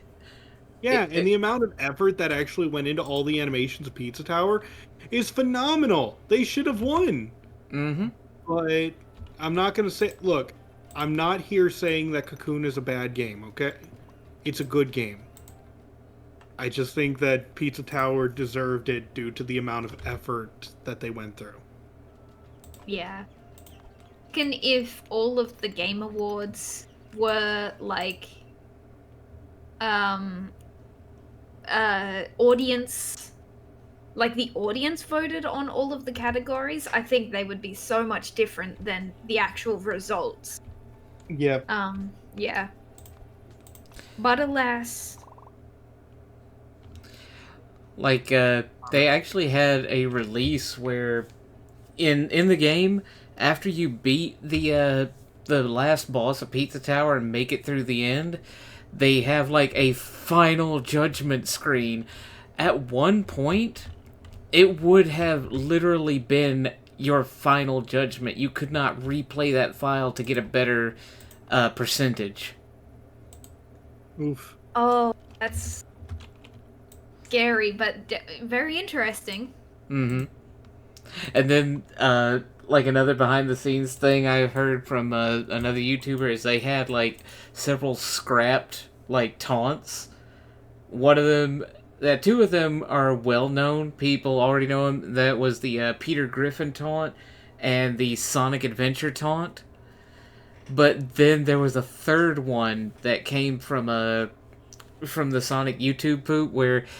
Well, not the YouTube poops, but like the Sat-Am cartoon, where Robotnik gave himself a promotion and the word promotion was above his head. The only reason that didn't make it in was because the developer was too lazy to flip the word promotion so that it read the same way whether you were facing left or right.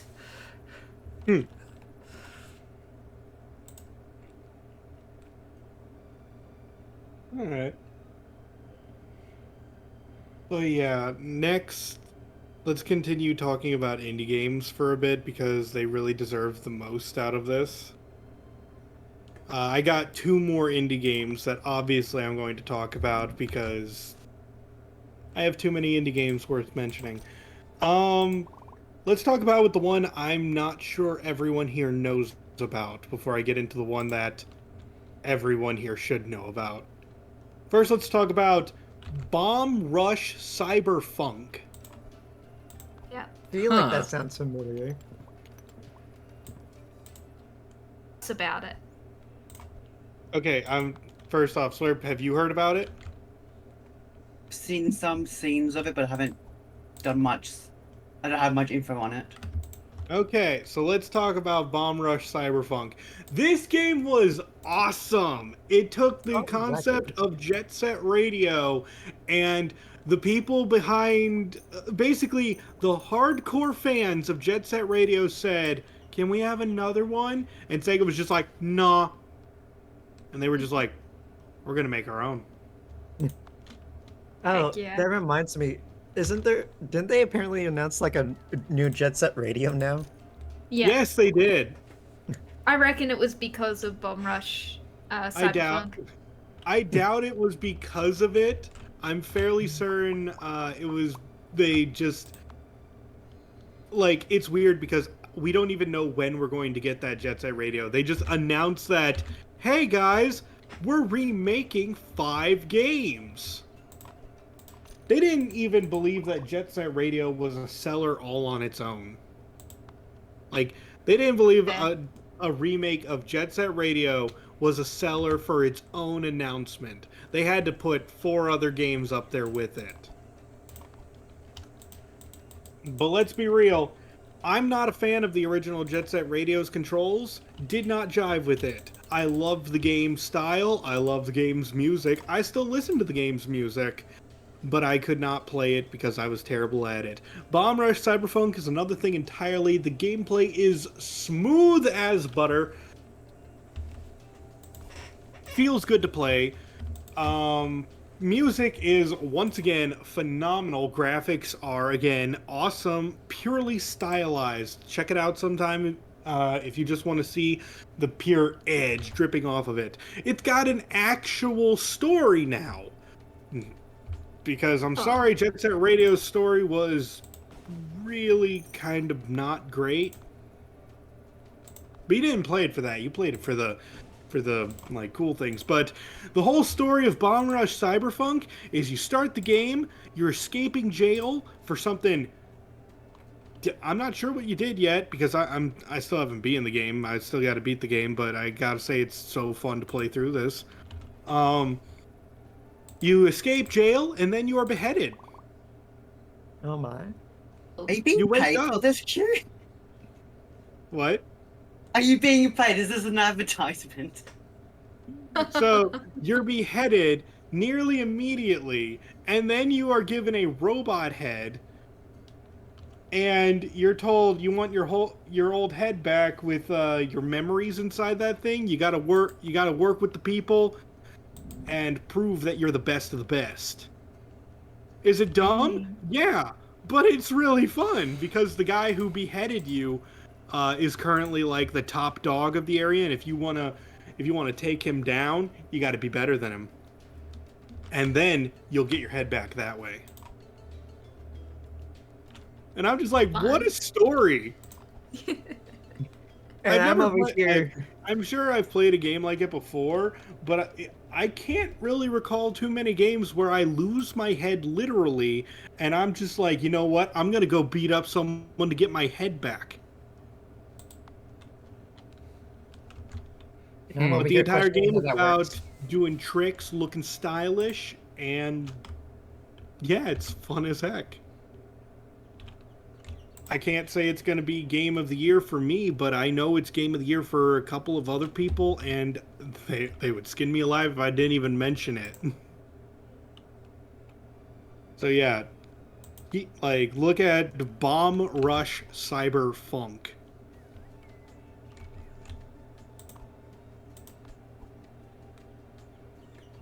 So, any more indies you guys got to talk about? I think might have a few that I played this year, but they're older ones. Yeah. But I'm gonna question if I'm gonna ask if they are first just to make sure because I'm not sure. But Bug Fables is one, right? Bug Fables is absolutely an indie game. Oh yeah, Bug Fables was a lot of fun. Bug Fables, to this day, we like to make the joke peak fiction, but I'm sorry, that's still not a that's still not a joke really. Bug Fables since we're talking about older games, and I don't know the year Bug Fables came out off the top of my head, but it's been a while, hasn't it? I think so. I know I had it for like several years before I played it this year. 2019, by the way. Yeah, 2019. I was just like, it had to be pre-pandemic. I thought my guess was 2017, but that felt wrong. Yeah, 2019. But Bug Fables is an absolutely amazing game. Its story is wonderful. Its characters develop throughout the story. Its art style is not a crux. It is just how they wish to tell their story. It is cute. It is dark at times, and the gameplay is so enjoyable. They even added different modes of gameplay. I'm a big fan of their built-in randomizer. If you want to That's play the pretty sick. game and you want a different experience, you could just do a different experience. They even have hard mode challenges and hardest mode challenges. I like I know Isaac I basically stole the spotlight away from Isaac saying this, but Bug Fables is a wonderful game that everyone should check out if you are a fan of RPGs.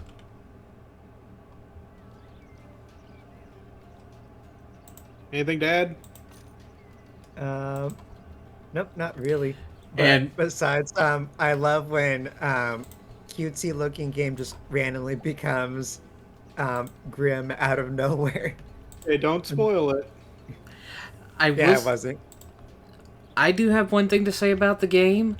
They have a badge right at the beginning of the game that opens up hard mode. I beat the entire game start to finish with hard mode, and only a couple of spots gave me trouble. I'm not saying the game is easy, but it's not hard either. No, but that's where we disagree. I think that the game is like It's perfectly balanced. normal. What? It's balanced. I think it's balanced on hard mode only because we know the Paper Mario style. Fair enough. We are very experienced with games, and we are even experienced with Paper Mario games. The thing is that normal mode for a child would still prove to be slightly difficult. But yeah, I'm glad that they added a hard mode that is toggleable at any time. For you and me who are experienced with these kinds of games, and that adds to the game as a whole. But I don't think that the game is too easy because they balanced it so that even if you're new to video games, you can pick it up. Mm-hmm. Yeah, there were a couple spots that gave me trouble in the game on hard mode.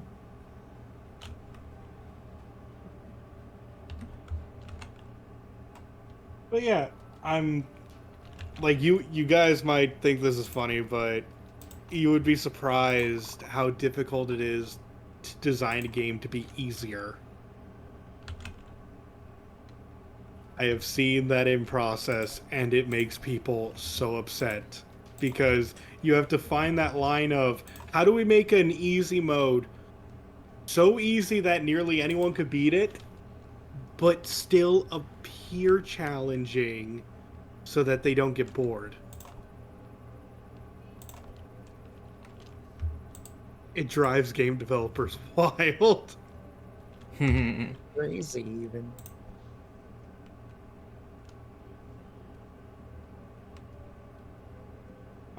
But yeah, that's Bug Fables. It's again a game that came out many years ago and not the topic, but I will stop any stream I'm in to tell you that Bug Fable, like, you say Bug Fables, I'll be like Peak Fiction, moving on. Mm-hmm. It's how stories should be told, through the characters and the development of the characters, because as you play the game, the characters evolve in the story. Oh, and how smart of it was the developers to patch in Kabu's dash ability earlier in the game. I don't know if that was really smart. That's just something players asked for and they did. So, like, it wasn't really the developers who thought of that previously. They just heard a lot of people complaining and they went, oh, we need to help them. Mm-hmm. It's always respectful when devs actually listen to the fans. So Yes, you got to that give is that a important. shout out. I'm just saying they did not have the foresight to do that previously, so it wasn't really smart on them. It's just Right. it's respectful though that like Folly said, it's respectful that they listened. Yeah, that's mostly what I meant. It didn't Because come out right. I've also seen game devs. Can we talk about Starfield? Sure. Starfield. It's games will never get better than this. Oh, that one. Okay, the thing I want to bring up is that Starfield.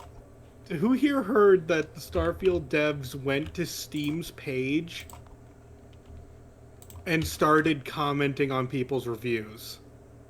Oh gosh, what did they say? What did they say? Someone had the complaint that every planet you go to is barren and unexciting. And the dev decided to step in and go, "'Cause it's supposed to be. When the astronauts landed on the moon, do you think they were not excited?" So they thought the answer when someone said their planets are boring was to be like, well, duh. Like, that makes the game better. Oh, God. Oh my goodness. None of you heard that the dev actually went in there to tell people that No. the game is supposed to be boring. Was it just like one, like, was it one specific person, or was it like the Starfield like account or something like that? It was like 3 different people, like 3 different devs trying to quell the tide of angry reviews. Because if your Well, reviews are bad on Steam, that hurts your game. Someone sees a mixed rating, that's basically a death sentence for your game. yeah. Like, how many of Overwatch you 2. go on Steam and see a game is mixed and are immediately, like, preparing yourself? Instead, like, Yeah. you're bracing yourself. Mm-hmm. I don't really go on Steam. Fair. But, like, Slurp, what about you? If you see a mixed review, does that set off any red flags? Yeah, I was looking at a game I was looking forward to. Had mixed reviews. It was a free game. I avoided even downloading it because mixed. Exactly. Oh. Like, if you have a mixed rating, that just makes you hesitate. Even if you're a big fan of it, you'll go like, what happened? The reasons you get mixed reviews is either game bad or developer bad. Yeah. Yeah. So, what's going on with Starfield right now? I believe it stands at mostly positive at the moment. Someone can double check that. I will. Last I saw it was mostly positive. Is it mixed now, or? My Steam is loading. Starfield.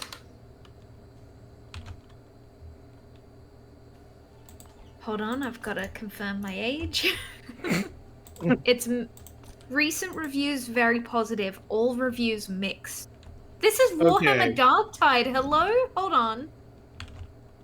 Calm down, Chloe. What? Hold on. I typed in Starfield. I clicked It on is mixed. Starfield. I put in my thing and it sent me to Warhammer 400. It's Was it mixed. in your queue, and did you go next in queue? I don't know. I didn't think I did, but that's pretty funny. Sorry about Okay, that. so what are the reviews for Starfield? Recent mixed, all reviews mixed. So it's very mixed. Okay. Yeah, see, when I last saw Starfield, it was mostly positive. Then probably the news of, like, them baiting customers into giving them good reviews Oh. probably lowered it further. But yeah, Starfield is selling well. But Bethesda's not interested in games that sell well. They want games to sell Skyrim. Yeah. Uh, I hate that Skyrim is such success that I have to admit I have no less than 3 copies of the game. Yeah, it's a good game. I can make fun of Skyrim and its multiple editions all day long, but it's a good game. Sometimes you feel like playing Skyrim like you feel like a fast food burger or something. Exactly. The biggest deal for me is I've got one on the PlayStation 3. There's nothing I can do about that. That's being vanilla. I have Same. I have one on the PC I play vanilla, and then one I mod. Nice. I hate that I have- like Oh, I was just gonna say, I hate that you forget that newer ports of the game aren't all priced the same. Because you go and think, oh, I'd like to play Skyrim on this new console I have. And so you're putting aside like $15 or something to buy it. And it's 90 Australian dollars on the Switch. Yeah. Sucks. What were you saying? Sorry. Well, no, now I'm gonna switch subjects to, dang, do I want to play Digimon World Next Order? Digimon World Next Order? Yeah, That's on this my was the game I was list. talking to Folly the other day about, and I've even talked with Artman about this as well. But I want to get Digimon World Next Order on Steam sometime. But the problem is that for some reason they're selling this 10-year, I'm fairly certain it's 10-year-old game by now, for $60. Ugh. I'm going to state my history with Digimon World Next Order. I bought the game used for $7. No one wanted it on PlayStation 4. I bought it. And I had a wonderful time. And then on Steam, they're just like $60. We added a run button. Oh my goodness. That's not reason to buy it. So yeah, I'm waiting for a sale of that game, but that's kind of what I'm feeling, that these different kinds of games, like the same game, is sold outrageously different prices somewhere else.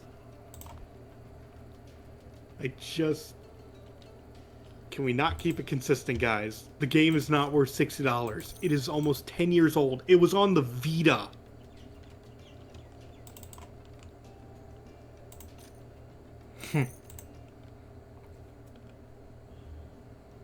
But do you want to talk about Digimon World Next Yes. Order? Because God, yes. yeah, I think Digimon World Next Order is the definitive way to get into like the Digimon World series. It absolutely is. If you I would say that the best way to get into the series is to play Digimon World 1 on the PlayStation 1, go, ugh, and then you play Digimon World Next Order, and then you have the best time in the world. Can I just say, when I did play Digimon World 1, it was absolute pain, but I would do it all over again if I had to. Yep. And the question is, Artman, did you ever play Next Order? No, I don't think I ever have. You should. If it ever goes on sale, I'll consider getting it for you for Christmas. If that's something you're interested in. Because, my God, that is... If you like Digimon and just like playing with them, and then you like... Really, the big part of Digimon World, the best part, and this is something that all games could study, building the city is one of the best feelings in the world. Hey, that's one of the yeah. that's one of the things that drew me to Fallout 4. And they did it badly. But Digimon World, where you get to not only see your like every single Digimon you recruit does something new for the city, and then you can do more things for the city to upgrade what everyone can do, and then you can upgrade that. Everything feels awesome to just play. Like you get all these Digimon, you see new foods get introduced to raise your partners better. You see bad food get introduced so that you can raise evil Digimon without actually being a terrible person. Heck Like, yeah. Folly, you're still like chapter 1 or 2, right? I think I just got out of chapter 1, so it's a really slow start, but it definitely helps to let you figure out how the game works until you like dive into the plot and stuff like that. But And it is a slow start. And one of the best things about Digimon World Next Order is that even if it crushes you to begin with, like the original Digimon World, it doesn't punish you for trying things. Digimon World tells you, oh, did your Digimon die? You lose a heart on your Digimon, meaning that, and by the way, in the original Digimon World, if your Digimon ever fainted 3 times, it died permanently. So sad. Death. Meanwhile, in Next Order, when your Digimon dies or gets knocked out, slap on the wrist, back to town. Your Digimon's probably injured. It lost a little bit of lifespan, but you're okay. You can get right back out there, champ. Mm-hmm. And the more you battle with your Digimon, the more you train them correctly, raise them correctly. Unlike Digimon World 1, it starts telling you how to digivolve your Digimon. Where in the first game, it throws you into the ocean, holding the lifeboat, and it's just like, how do I get a Greymon from my Agumon? And it knows. The game knows and says, Figure it out, champ. figure it out yet? No. Die. No. Oh yeah. Do you want to say the beginner strat, or should I? Are we going to talk about the baby grinding? Yes. Oh god. Grease the Okay. wheels with baby blood. That's how I Aw. phrased it. What does that mean? Okay. Do you want to explain it, Artman, or should I? I can explain it. Correct me if I get anything wrong. Fair But enough.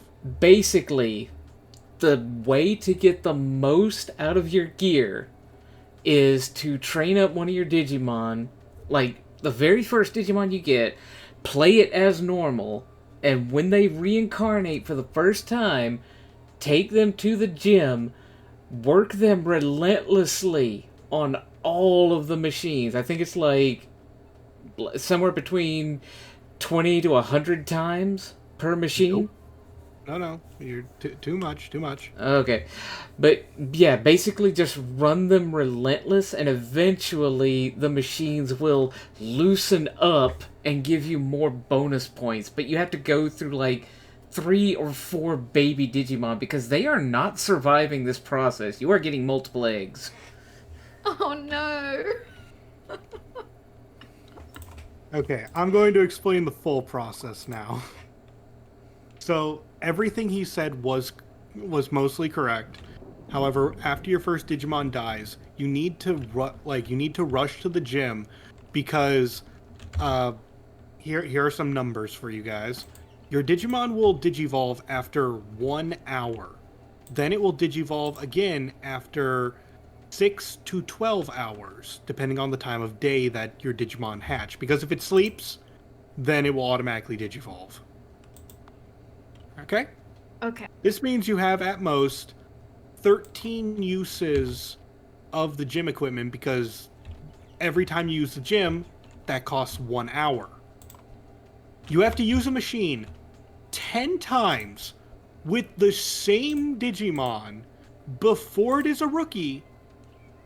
So before it digivolves twice, and you just have to relentlessly train them no matter what. You have no time to spare whatsoever. No, and you don't feed it. You don't take it to the bathroom. You just train it on the machine until the machine upgrades once. And it can only ever upgrade one time.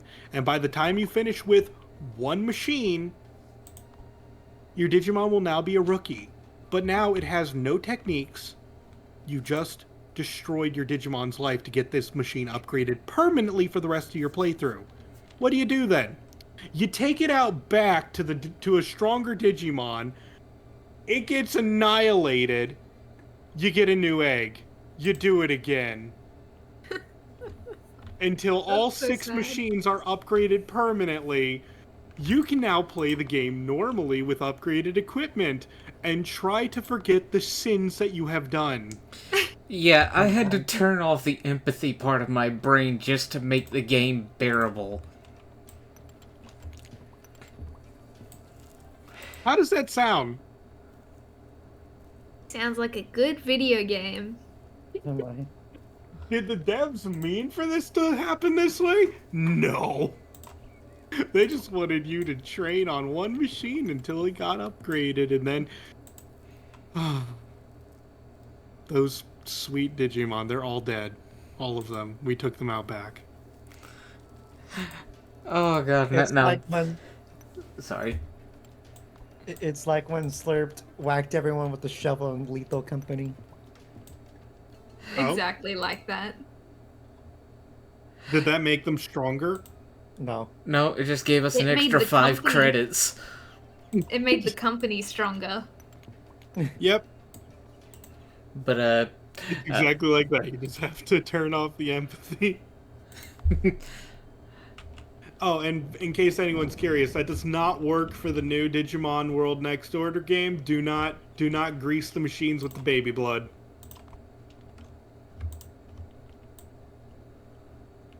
Moving on to other games that came out this year, though. Because let's move on, before we move on, I got one more indie game to announce, but did anyone have any more indie games worth mentioning for the year?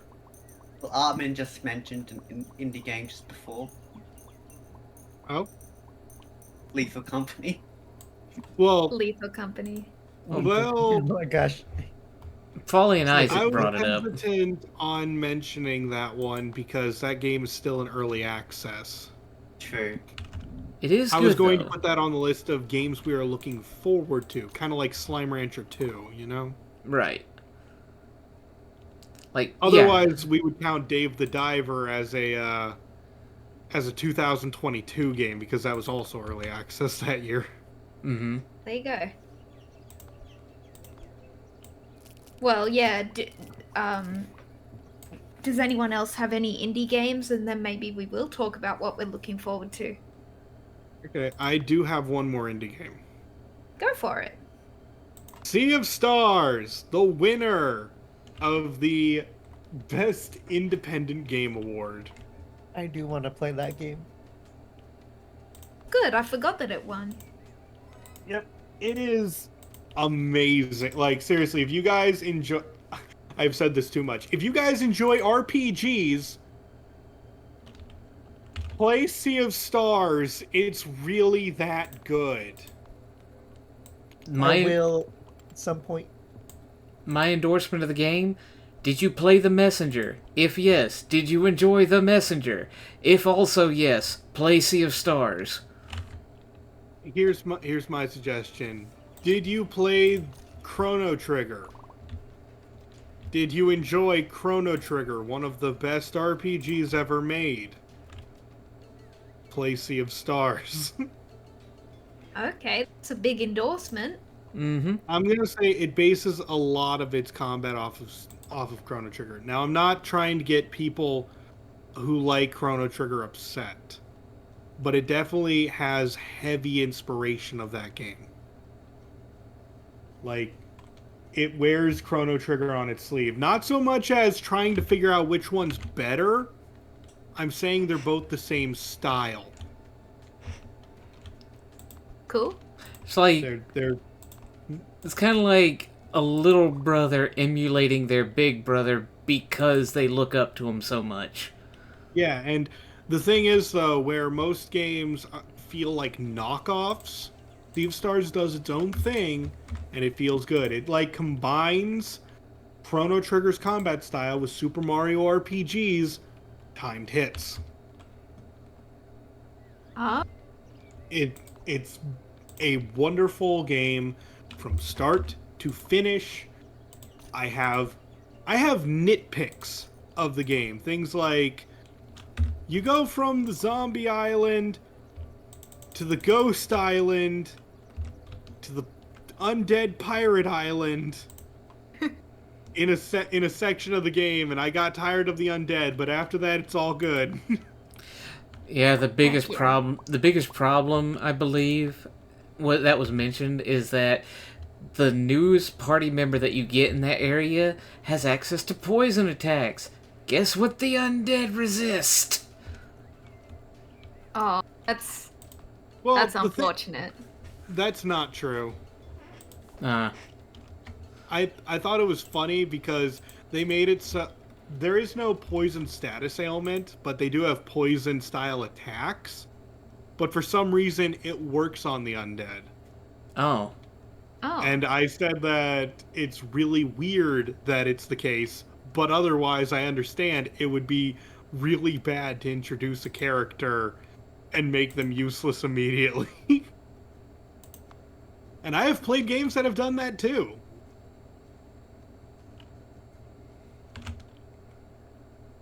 I'm trying to think of one because I know I played one recently. It might even be Super Mario RPG, where one of the first things it does is introduce Mallow into the game. And this is why Mallow gets a bad rap throughout the game. For those of you who don't know, Mallow is kind of a magic using weak strength character, and one of the first things you fight are things that can silence. So it's like, as soon as you get the mage, who can't really physically attack well, you just get silenced and turned into a mushroom over and over again, or put to sleep. Like, Mallow gets shut down so easily.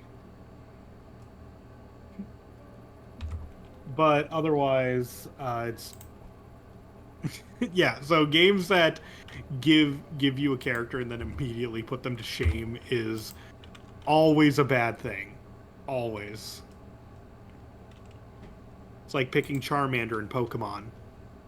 Some people think Charmander is the weakest, but that's only because you fight Brock first and then Misty. Mm-hmm. Misty. After that, the world's pretty much his oyster. Yep. And even in the Gen 3 remakes, they give Charmander a fighting chance against Brock if you're willing to level him up to like 16. I think a little earlier, but yeah. Metal Claw. Mm-hmm.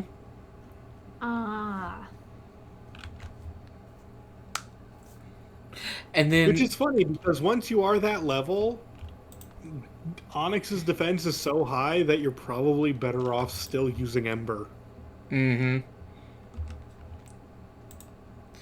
And for those saying that, oh, that's only for Brock, outside of Cerulean City Gym, there are so many grass types, it's stupid. Mm-hmm. But yes, Sea of Stars is definitely a game everyone should look at least. It is a shining Yeah. example of what an indie team can do when they try to become a game that they're trying. Like, it's so hard to be like, we want to make a game like Chrono Trigger and pull it off.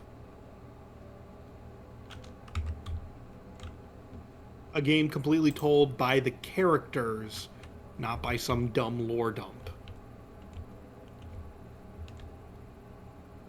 Cool. So that's the last of the truly independent games I wanted to bring up. But that's not all the games I'm I'm done with. But let's talk about some of the AAA games. What are your guys' AAA games of the year? Now, we've already been over Tears of the Kingdom. We've already been over, let's see. Yeah, we talked about Hi-Fi Rush and Super Mario RPG. But are there any others?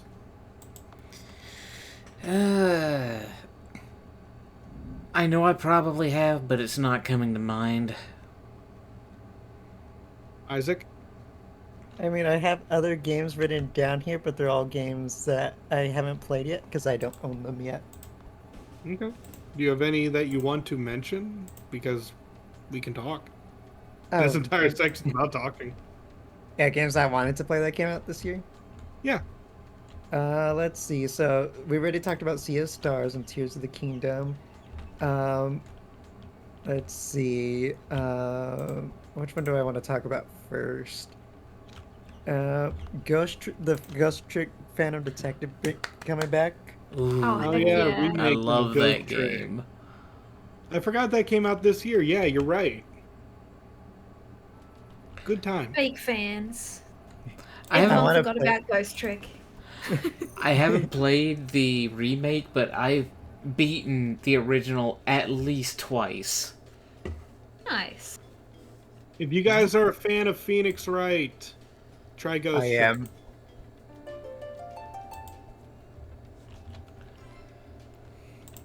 What else do you have written down, or is that it? No, I have more. There's Super Mario Bros. Wonder. You guys Oh, want to yeah. talk about that game for a bit? Yeah. I've played maybe 1 or 2 worlds of it, and it's a lot of fun. I've only played it like couch co-op though, so it's like on the same level that you would say that Wii Sports is a good game because you sat down and you played it with friends. Look, Wii Sports is top tier. Don't mock Wii Sports. It is. I won't. But yeah, very cute game. I've heard it's like, it's everyone loves it. Heck yeah. And a unique looking game as well. They kind of, you could see they were going for a new style. Yeah, finally gone are the days of new Super Mario Bros. Yeah. Yep. Also, Who else played it? Sorry, you I- go. I wouldn't be Wait, against what? it, No, but I I mean, I definitely played want it. to. I've played it. I've played probably 5 of the worlds so far, maybe 6. I've still Nice. not beaten it. I can't really say that it's gonna be my favorite game, but it's definitely a game I've been. If I ever go, man, I really want to watch this YouTube video, but I don't care about watching the video itself, I'll play like 2 to 3 levels of Wonder. So I've been slowly pushing my way through it.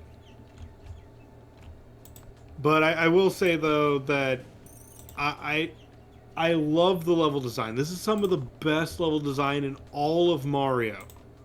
However, it's also some of the worst boss design in all of Mario. Oh yeah. Because every boss is Bowser Bowser Jr. yeah, I heard about that. And I thought it was just a joke, going like, oh, he shows up a lot. No! There are no other bosses! There are even some worlds where there's no boss. That's weird. If you beat, like, I think it's World 3, they even comment, like, oh, there's no boss here? Like, there's no castle here? And they're just like, no, we managed to evade Bowser's forces. You may take the seed. So you just get it. Go home. Like, and I was just like, oh, but then there's the plot twist where they come back and get us. No. Go to the next world. You're done. No final boss. Leave. And something I learned about in a YouTube video, apparently there are a lot of secrets that they accounted for when it comes to one of the upgrade badges, the invisibility badge. Like, they have made a ton of custom dialogues for it. Like, one of them There's one. I don't know if, like, tons. Oh, Bowser Jr. definitely reacts, and there's one I want to talk about, but it's about the final boss, so I really shouldn't. Yeah, Bowser just says, oh, you think you can fool me? I can see you. Not only that, he has special dialogue if you're playing as Peach. Oh. Oh, Okay. yeah. One thing I think it is great about Mario Wonder is that they added Daisy into a mainline Heck. Mario game for once. Heck Oh, yeah. yeah. Daisy deserved it. Do you know who else deserved it? Waluigi. Wah. I only see Waluigi as a meme currently. That's all I can see him as. Need to add Peach. Oh my gosh, Peach. Oh yeah, Peach. Oh, no. Oh my gosh, Larry. Peach is in the dumpster like Bowsette is.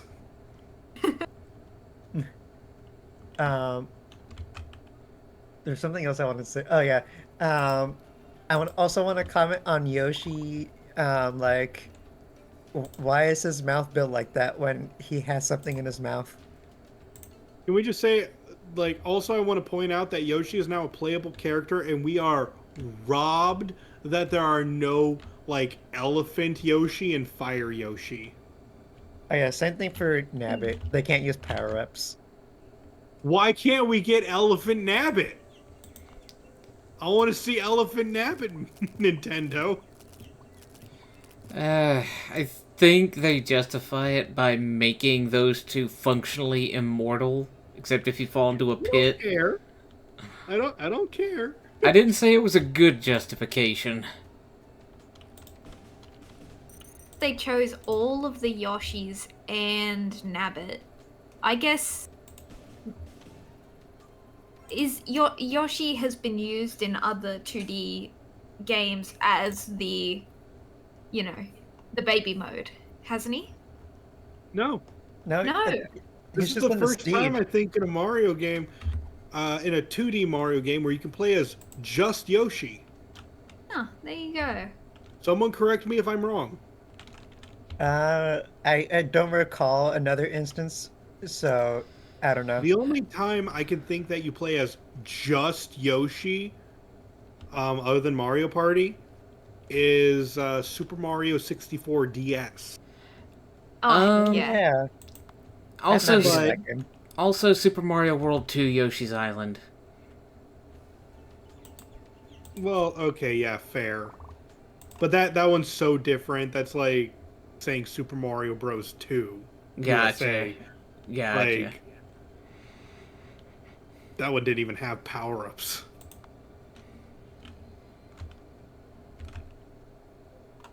But yeah, like, Yoshi deserves Fire Yoshi. I'm gonna be that guy. Maybe they should have done like what they did in like what was it, Mario World, where if he had like a specific enemy in his mouth, he could shoot out fireballs. Yep. Yeah, that would be fun. Red Shell Koopas. Yeah, that'd be cool.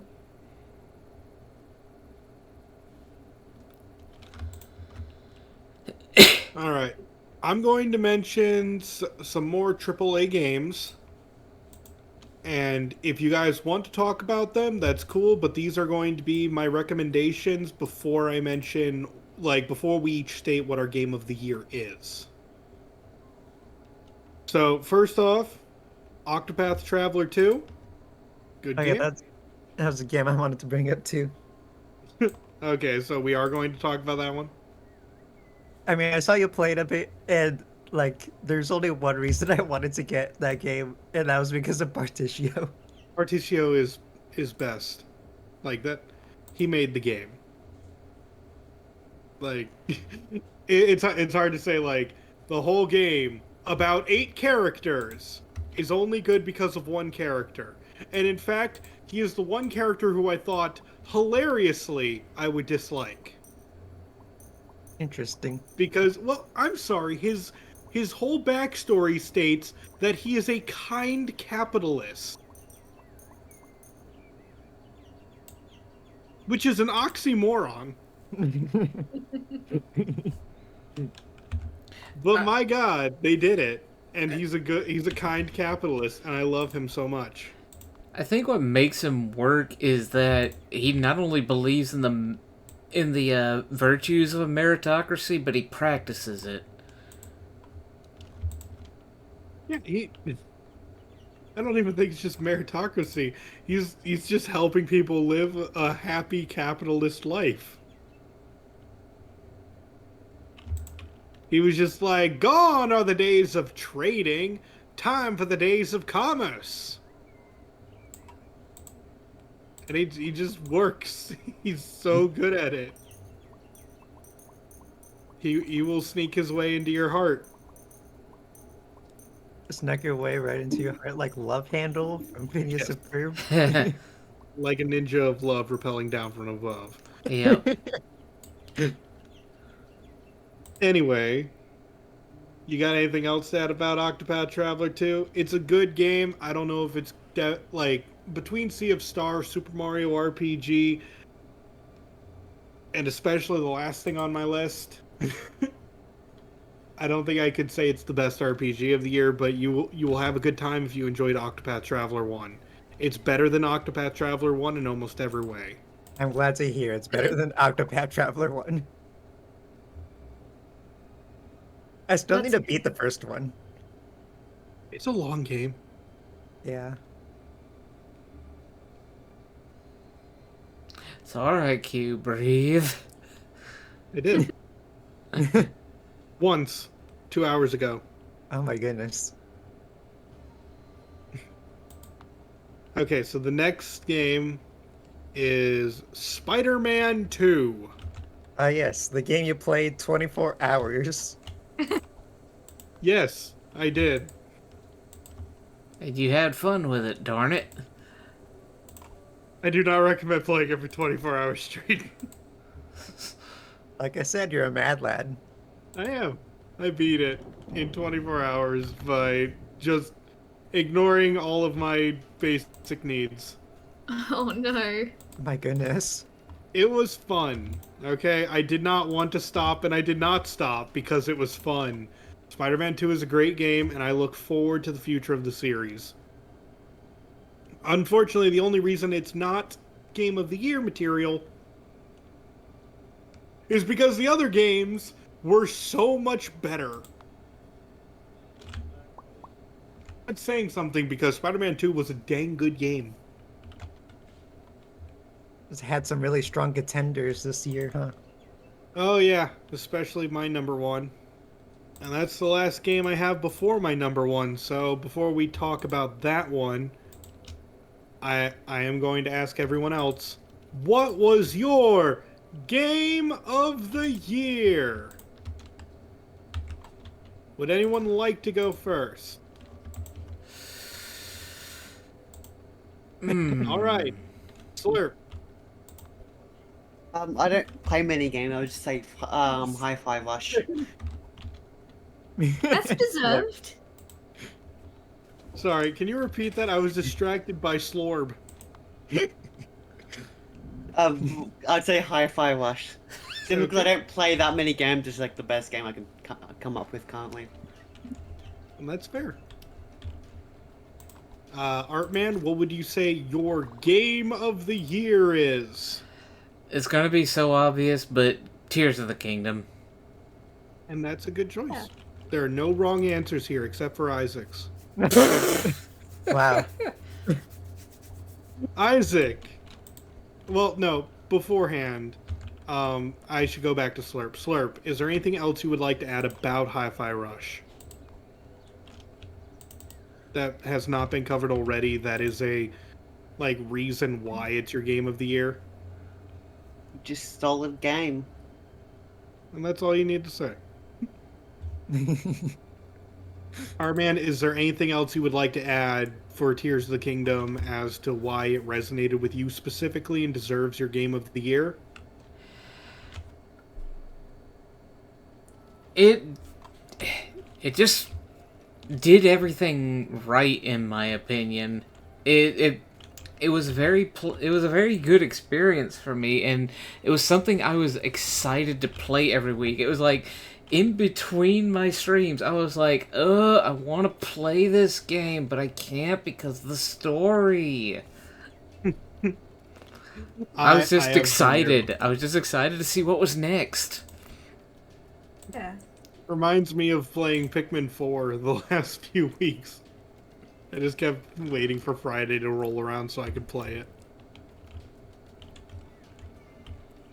Let's see. Isaac, what is your game of the year and why is it your game of the year?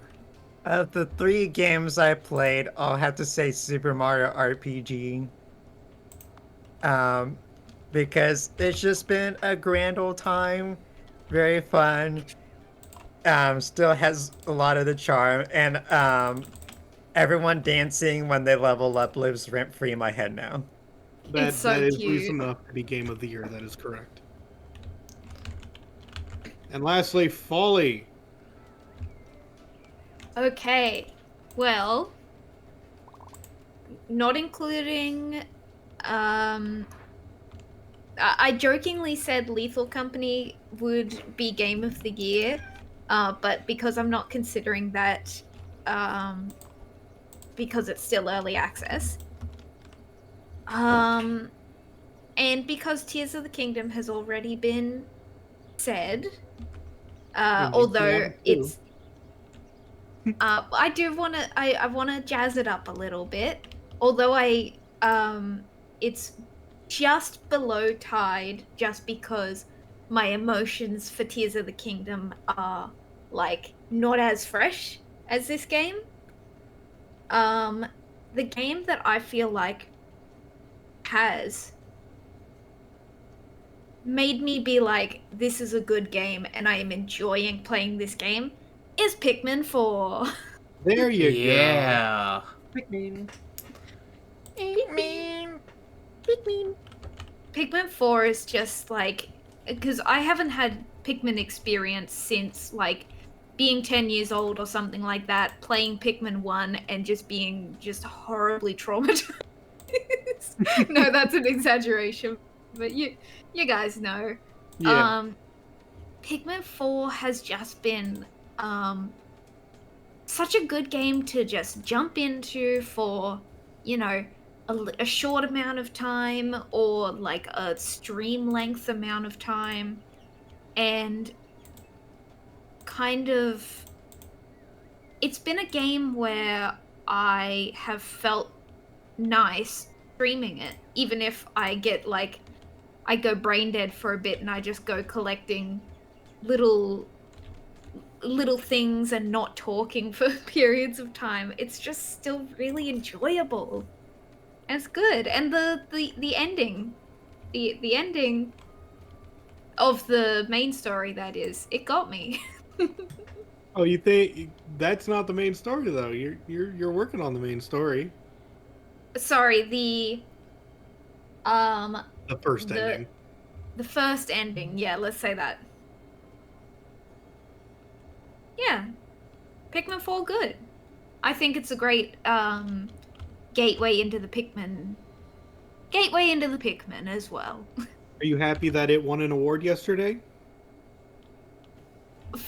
No, I'm like horrified that it won best family game. No, it didn't. Like, what? It didn't win What? Best Family. That was Super Mario Bros. Wonder. what did Pikmin win? Oh, was it a Best strategy game? Strategy game. That's why I said, oh, people are going to be mad about that. But it Yeah, right. I mean Dandori. Dandori. Dandori time. Dance your Dory. Well, good. I'm glad because I had it in my head that it won best family game, and that was keeping me up at night. Nope, it won best strategy game. Hey, I like the strategy in it. It is. It's Dandori. Dandori. All right, Q. What's your game of the year? I'm surprised anyone has to ask. A little offended. Because the Geostar. number one game is super obvious, and that is, all of you are wrong, Baldur's Gate 3. Yeah. Mm. Well, tell us about it. I've only played 4 hours of it, so tell me why this is your game of the year. Baldur's Gate 3 is my game of the year because of how it emulates Dungeons & Dragons 5th edition so masterfully. It's such a good game on its own, but not only that, the performances, along with the voice work, the acting, the choices you can make throughout the adventure. If you think you might be able to do something, there's a 90% chance you're gonna be able to do it. And I mean, like, if you are crazy and you just think way out of the box, like, the devs never thought I would think to do this. They did. They thought of it, and you do it. I've done things like, for example, I've gone up to someone and I had a piece of rotten cheese on me. I then...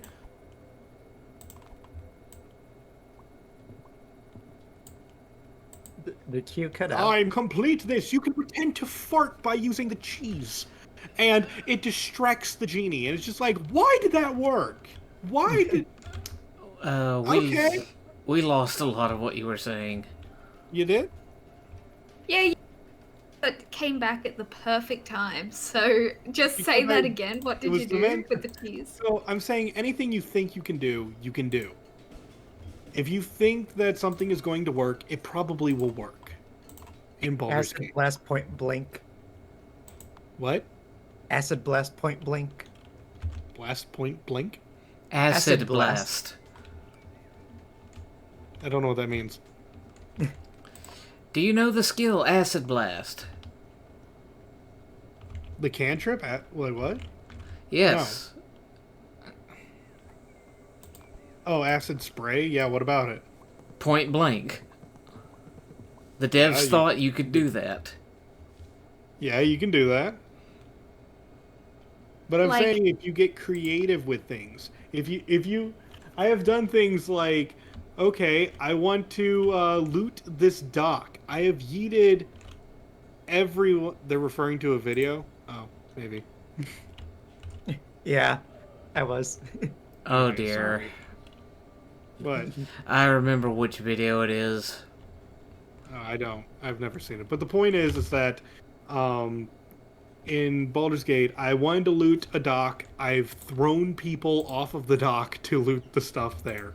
I have... the game is what you make of it. If you want to talk your way out of situations, you can probably talk your way out of most situations in the game. If you want to become a battle-hardened super warrior, you can probably do that too. What I've learned from Q is that he likes throwing things into the water. I do. I really do. Q would participate in the Boston Tea Party. Probably. Down with government. But ultimately, how you build your character, there are so many different ways to do it, so many different classes. And The Q get cut out again. so many, Cut out. everything you do. I cut out again? Yeah. This is great. I love rambling and then being told I'm not being heard. Oh. Aw. What was I'm the sure last they're thing you hearing heard? you on your stream. Yeah. Oh, that's true. What was the last thing we heard? Don't ask me, Just I say- have an atrocious memory. Just say that whole sentence again. It rewards you for everything you do with new cutscenes, new dialogue. The amount of dialogue in this game is phenomenal. It has different dialogue depending on your race. It has different dialogue depending on your class. It has different dialogue depending on your class's god. Like, there's not just the cleric option. There's a different cleric option for every kind of cleric. That's sick. I can worship an evil god named Tiamat, and then go up to a child who says their parents have died, and your cleric option can be their death is good, for it makes way for the coming of the dragon god. My goodness. Because that's what you chose to be. It has lines of dialogue even like that. It can't be stated enough that while the game may not be the most visually impressive looking, every part of the game was thought through and plays excellently, and it is a marvel that it works as well as it does. I have currently played through the entire game twice. I have about 4 different games I'm running in Baldur's Gate 3, and each one of them I'm playing an incredibly different character than the last. I have one character where I'm playing as a sorcerer, and my whole thing is I'm shooting fireballs. I have one thing where I'm a wizard, and I have to manage my spells appropriately, and I'm creating an entire magic missile build where I can create thunder blasts with my magic missiles so powerful I knock myself out with them. My goodness. I have a playthrough going with Max's husband where we're playing as 4 barbarians. Going through everything, big meatheads, crushing our way through everything. And then lastly, another game I'm playing is where we're playing with 3 clerics and a wizard. I'm one of the clerics, and I'm pretending to be the Grinch, except I couldn't get green. I could only get like brownish green for my character, and I'm pretending that whole Whoville incident happened a long time ago, and I'm trying to spread joy again. But because I couldn't get the proper shade of green and I'm more brownish, I called myself the Granch because I look more like grain. The The green. point is, anything you want to do, you could probably do it. It is your choice. Don't assume every single thing you do is going to be another battle. You get to choose if it's a battle, and even if it is a battle, you might be able to turn it into your favor depending on your choices beforehand. It deserves Game of the Year simply because of how good it is and how replayable it is. There will not be another game like this for a very long time. If you haven't played Baldur's Gate 3 and you're interested in it, I say it's worth full price. Try it. Yeah. Now, Fall, you have played only a few hours of it, but what is your experience? My experience. I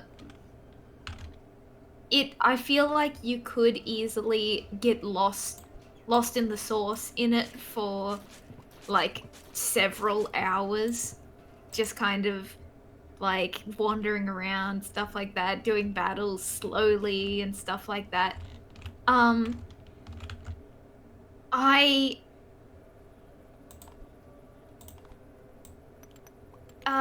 it's a very adult game Yes. in in the way that, like, um, uh, it almost feels like you're missing out on some story if you're trying to avoid a lot of adult scenarios. But I you're mean, not. obviously, Like, a lot of you them are just optional. yeah. I don't think Yeah. there's a single thing required through the sex scenes. A super rare item you get just in one random scene. No. There's no super rare item you get through banging your partner. Darn, they should add that in. The item is a child. Oh my goodness. Yeah, but it's definitely something special. And I don't know if like it would be best to first experience it by yourself or to first experience it like playing co-op with a bunch of friends. Cuz It's then that best just makes it playing with D&D. others. It is the Yeah. absolute best playing with others who also have about your same level of expertise of the Oh yeah, game. okay. Or if you have someone who's really good about not spoiling things. Because I have played the game with several people and I never spoil anything and they're always taken aback. They're just like, "You knew?" I was like, "Yeah." Heck yeah. Oh, So there are some pretty good twists as well. I'm not going to state like what happens at all, yeah. but For it is Oh, sorry. something like just enjoy it when you can. If you can find other people to play it with, do it. Um, it is a steep learning curve if you don't know Dungeons and Dragons right off the bat, but it does offer, like, if you just boot up the game, it does offer you the bare basics. Anytime you pick a class, it does give you everything and asks if you want to change it. And you can respec at any time throughout the game. You can never feel like you're ever trapped. Like, you can respec anytime you want. My experience as someone who has never properly played D&D and the only knowledge I have of it is from like watching podcasts and stuff like that and just absorbing information that way. I think it's doable for complete beginners. It definitely helps to have a chat with you who kind of explains some things. But yeah, it's a good game. All right. And so now that my ranting is over about Baldur's Gate 3, I apologize for the amount of time that I spent on that. And by that I That's mean I'm fine. not sorry whatsoever. Would do again. I mean, you're all good. Let's talk about the final subject. What games are we excited for? For next year? Yes. And the year beyond. Like, Oh, what games are keeping us being gamers and looking forward to the future things? I got a few. Unless Would someone else anyone wants to like go to go first. first? Folly. Okay. I feel like you're the I'll only one in here asked to go first. I'm gonna say Lethal Company. I mean, just today we saw that Lethal Company is getting a new update, and I think it's just a wonderful, just perfect little example of what I assume is one dev, by their name. Just like one person who I guess just wanted to fill a niche of kind of like I wouldn't be surprised if they were inspired by the popularity that Phasmophobia got. And I've heard that there's other games similar to Lethal Company, extraction type games, let's call them. And I just think it's Lethal Company good. That's all I can say. Yes, good. It's good. Slurp, are you okay? Yeah. That's Lethal Okay. Company happening to him. Yeah, he got lethal accompanied. All right, down the list, Isaac. I got a few. I'm gonna start off with one I know Folly will agree with me on, but Professor Layton in the New World of Steam. Yep. Like, the 2025 release date kind of broke me inside a little, but I can wait. And I have like three more I have written down. The Thousand Year Door remake. It Oh, looks fantastic, and I'm just like excited to see and hoping it'll be good. Hey, one at a time, one at a time. Yeah. I did want to say about Professor Layton. My experience with Professor Layton has been I played the Phoenix Wright crossover game. So I mean, it's a good that's game. my entire experience. I've actually got the first two games on the DS. Yeah, me too. I think I only have the first two, Azran Legacy and the crossover for Professor Layton. I need more. I don't know if I'm excited for the new, like, what's it called? The New World of Steam. Yeah. Not sure if I'm excited for it, but I really hope it does well enough that I'm interested in it. So far, graphically, it does look very nice. But they have shown literally nothing else, so yay. Exactly. Yeah. You have anything to comment on about the Thousand Year Door before I move on to the next game I want to talk about? Oh, I absolutely have so much to say about the Thousand Year Door, but I'm going to sum it up with play it. I agree. Play it. I don't know if I'm going to get it yet or not, because my sister is considering getting it for me. It's on a list. If I do get it, I am definitely playing the heck out of it. But I'm going to be so annoying. Look, the Thousand Year Door is quite possibly the best Mario RPG.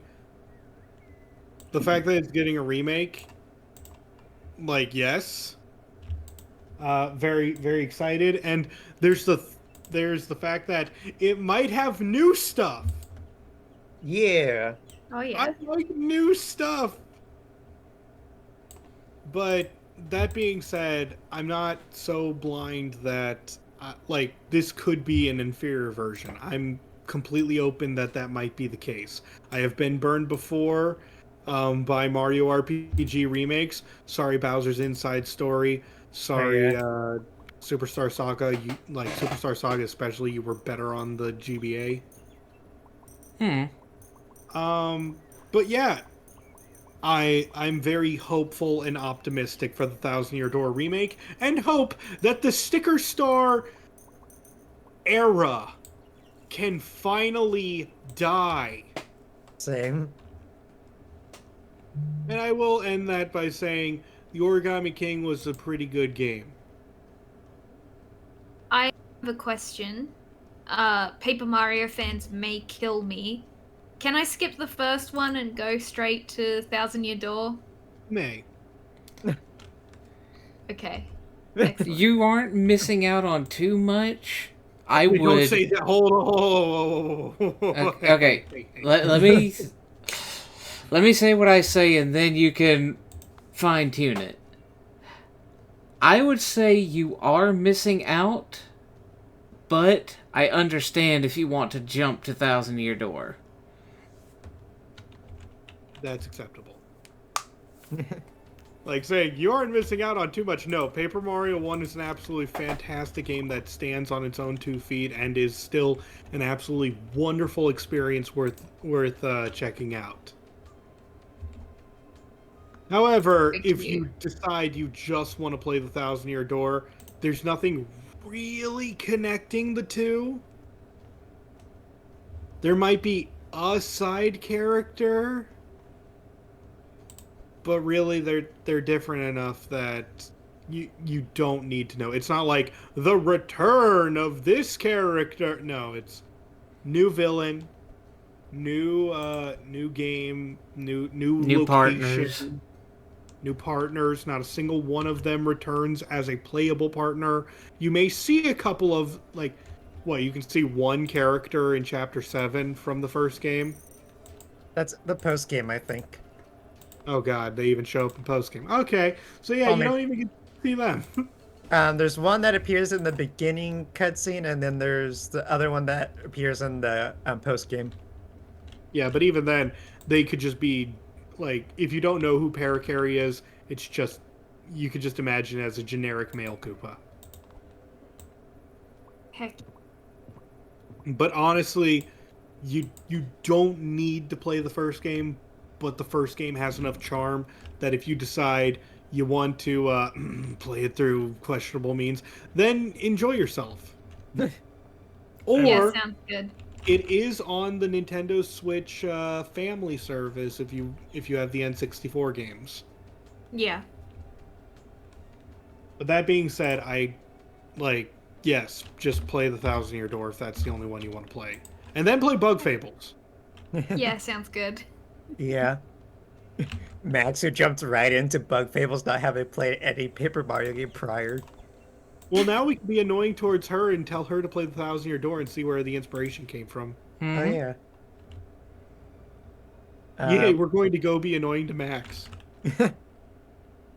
Oh my goodness. Slurp, you have anything to say about those two games? No. Okay. I will go on to the oh my gosh, Luke. Okay, the next game. I'm gonna cover this one briefly, but RZ, the Jewel of Faramore, the one that's inspired by CDI Zelda. Yeah, I forgot about that one. I Ah. hope it's good. Yeah, I'm hoping it's good. Like, it'd be I hope like it's so bad. funny.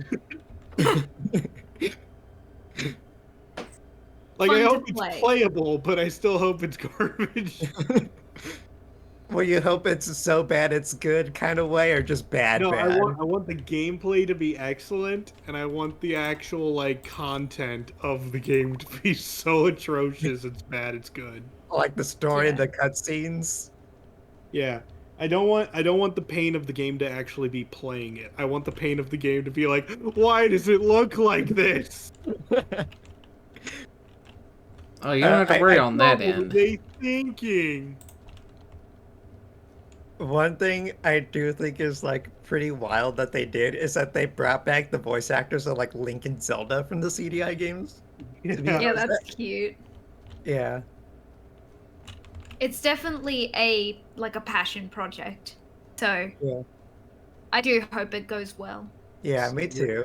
I'm gonna say that. Maybe they were really just inspired by the memes and wanted to make more memes. I don't Yeah. know. Heck yeah. But passion is still a passion, I guess. Okay, and then the final game I wanted to talk about, Princess Peach Showtime. Oh yeah. Like a new game about Princess Peach. And like, is it appropriate to say she gets magical transformations for like her power-ups? You can just, yeah, I mean, that's fine. Think so. It's in the promotional material. Yeah, I think it's great. Anyone, look, I'm gonna throw this out there. If people are getting upset that it's in the trailer, like, come on, that's how they're selling the game. But yeah, I'm really excited for it. Like I'm just like, please let it be good. Hmm. I guess that's just me with like all the games I'm hoping for. I'm just like, please be good. I will say that I'm not excited for that one. I don't think Oh, it's going to sorry. be amazing. And I'm going to end saying that I hope I'm wrong. I can imagine it being like really short, like you're just getting into the game and then you realize that there's no game left. I don't know, because they showed us like maybe 4 transformations. Something like that. Yeah. It just feels like, to me, the game is going to be like, oh, go to this area. Here, you have powers, these very specific powers that can only be used here and only here. You use them for like 30 minutes to an hour.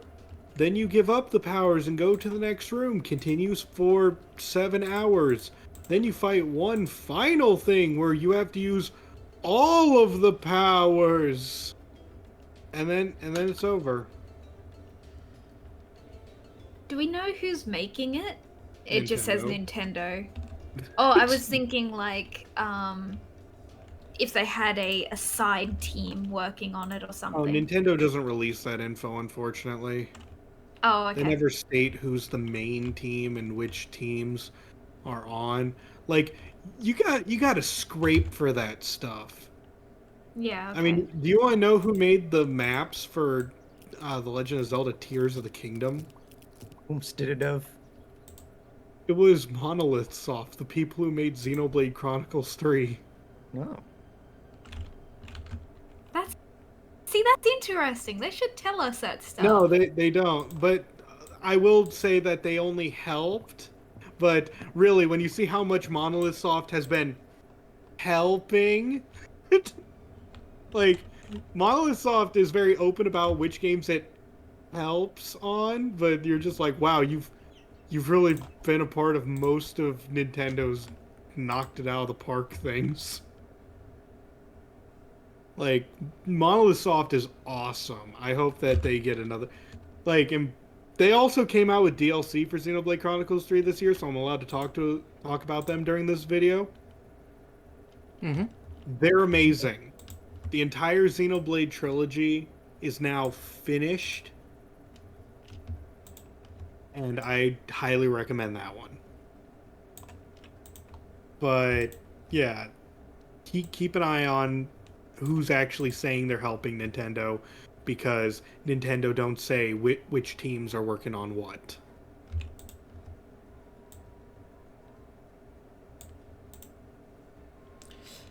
I will say That's one unfortunate. thing. One thing I do remember about what was it called? Princess Peach. Showtime. Showtime?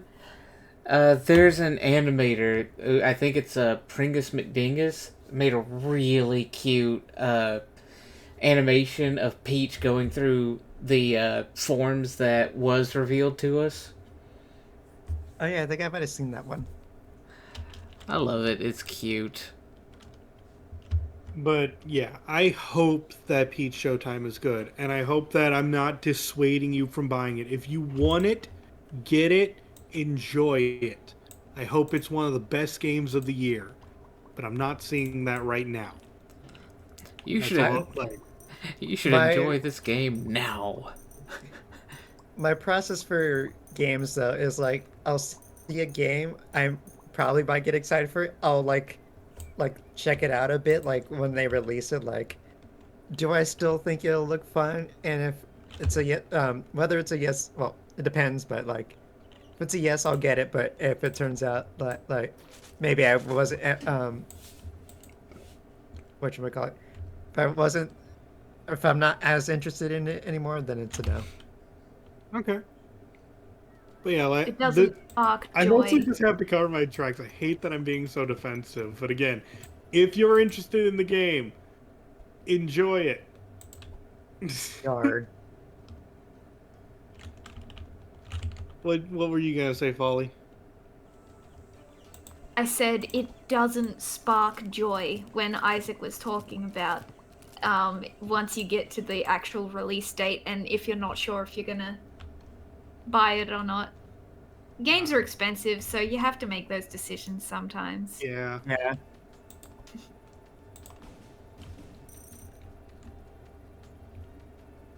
All right. And is there anything else on your list of games you're excited for?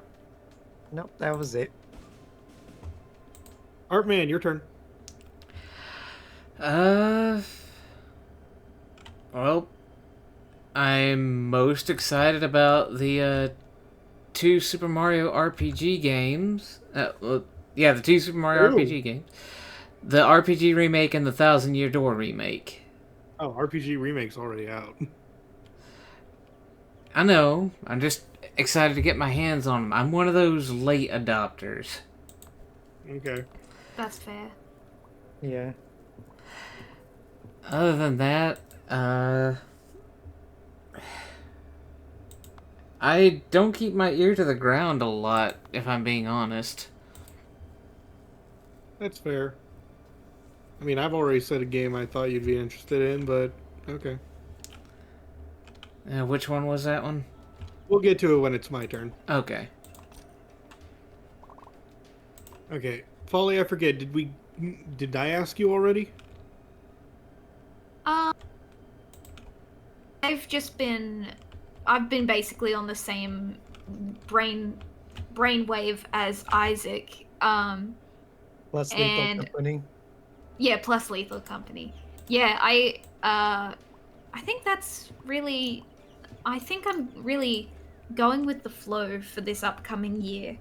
Just checking out. I want to check out more indie games and stuff, I think. All right. And Slurp?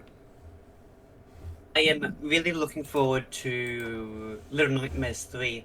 We're just gonna find. Oh, it's gonna be multiplayer, which is gonna be good. Oh, Dude, give me yeah. epilepsy Yeah. with that one. Sorry, what? You? You're gonna give me epilepsy with that one. What do you mean?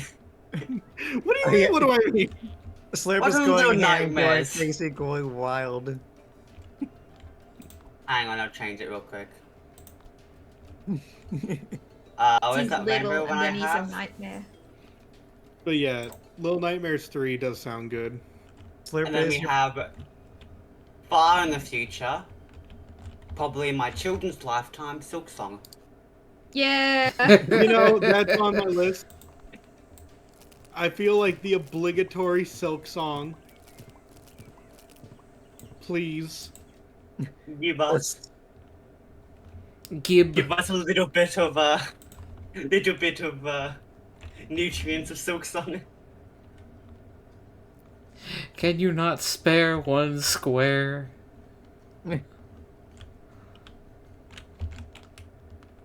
All right, then Man, we I have just my hope- list of games I'm excited for, unless someone else has one more. No, I'm just excited for Nope. more Lethal Company with the fellas and the ladies. Heck yeah. There you go, Okay, no more so- epilepsy. Oh my gosh. Damn it, man! Yeah. What did he do? Clone. What's wrong? Oh, this is weird. Anyway, this first one is going to be for me and only me. Excited for Dragon Ball Sparking Zero. Ooh. Oh, that's the one they showed. That's Budokai Tensei or something like that. Is that the right word? Nope. Would you It like was. to try It was again? at the Game Awards. It was at the Game Awards. Yep. Would They you like showed to it try again off. with that one, or? Nope. Okay. So the original name was Budokai Tenkaichi. Okay. I got Budokai right. Yeah, you got Budokai right. But Dragon Ball Sparking Zero is made by the people who made the Budokai Tenkaichi series. And they're coming out with a new game, and they haven't come up... Like, we have not had a Budokai Tenkaichi game, which is still to this day considered to be one of the best Dragon Ball games to come out since the PlayStation 2. Wow. And now they're just like, what if we create another? Except it's not called Budokai Tenkaichi in Japan. It's called Sparking. Heck yeah. So now it's Dragon Ball Sparking Zero for everyone. Naming conventions.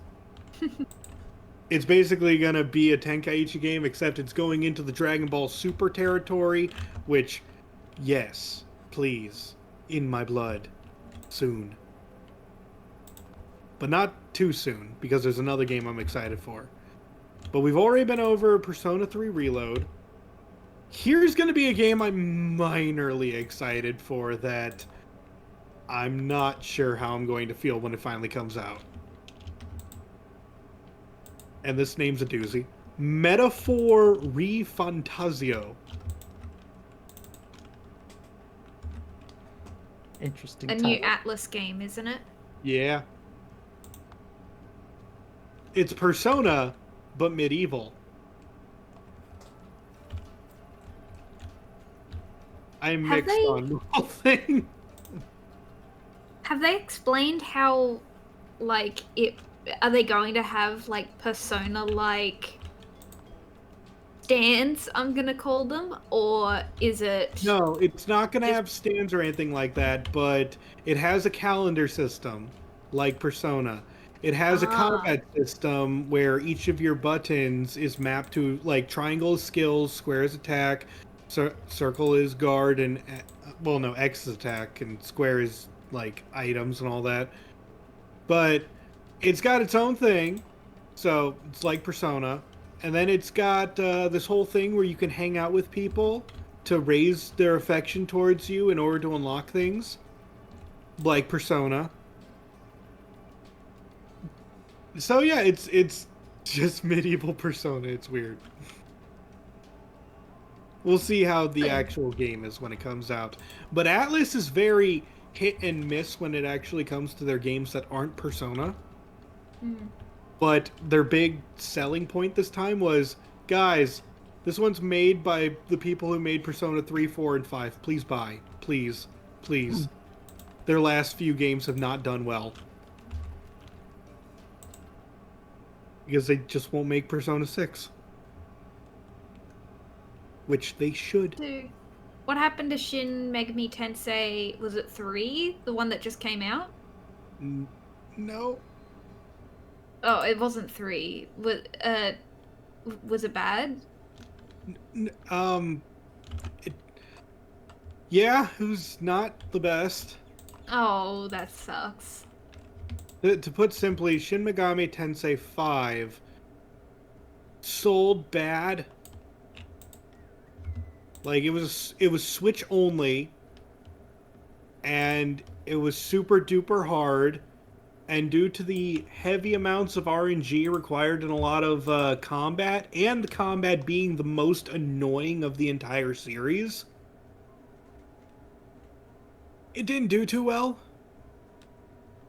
For some reason, they decided to make it so that you have to debuff enemies, like, every 2 turns in order to get damage out and not die. Oh, that's annoying. And yeah, even if you're playing on normal difficulty, the game will kick your teeth in so hard you won't be prepared. And you basically have to create a new team for every single boss you encounter in the game. Oh my. Is it possible to beat? Yes. Is it possible to beat on the hardest difficulties? Absolutely. But you have to know the game to even beat it on normal. I was getting my teeth kicked in playing it on easy. It's a grind. And this is a game they announced. Well, they initially announced in like 2015 or something, right? Yeah, and it did not sell too well. And it did not review too well. So now they have to like, also, hardcore fans are not a fan of how they redesigned a lot of the creatures of the series. Because it was a Switch title, they redesigned almost every creature which had, you know, any semblance of nudity, and just, like, fully clothed them all. Oh no. What about... Hold on. Oh no, is that... a Persona character? What? Hold on. No. Mara? I don't think Mara's in the game. No! Who's Mara? You don't want to know. You do want to know. Go ahead and Google it, you poor innocent child. Shin Megami Tensei Mara. Go for it. Oh, he got a hat at one stage. That's nice. Oh, it's that one, the one on wheels. Yep. Yeah. Sorry, I made you Google that. No, Mara is in 5. It's just one of the final things you can get and have to go pretty much through the entire game to get it. Can never be found. Okay, so it's something you actually have to seek out. You can never find it.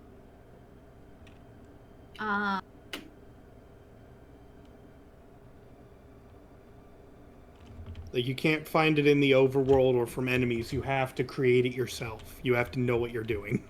Okay. And this is, again, one of those games that's just like, hey, do you want to fuse using the time of day? Oh, Currently, no. It's currently 1 p.m. Can't fuse it now. I'm just like, cool, we're bringing that back. But yeah, they didn't sell too well with the remake of SMT3. I mean, I think that sold fairly well. It sold better than SMT5. I'm Googling that to double check.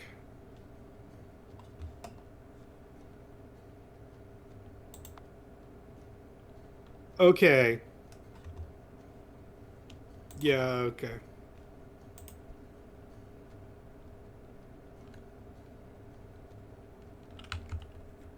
Can I bring up a game real Yes. quick? Well, Yeah.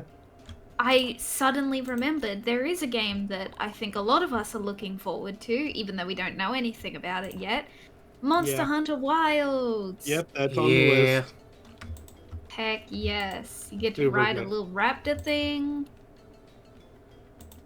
By the way, I got the numbers for you. Okay, so before we get into Monster Hunter speak, because God, Yep, I have yep. a lot to say about it. Yep. How much would you say is a good sales number for a company as big as Atlas? Oh gosh. 5 million? Okay. Arman, how many would you say is a good, I'll give you a point of reference. I'm going to Google Persona 5 Royal sales on Switch, okay? Mm-hmm.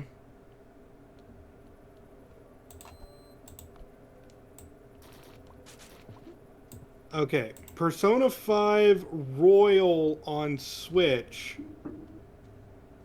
sold apparently 3.2 million copies. Ooh. How much? So that's their best-selling game. How much would you say is a good sales number?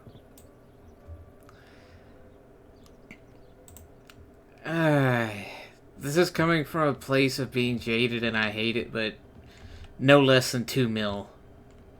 That's fine. Okay. Isaac, do you still say 5 million's a good number? Maybe about like 3.5. Okay. Slurp? 2 mil. I don't know. Okay. And Folly, how much would you say? I'll go 2.5. Okay.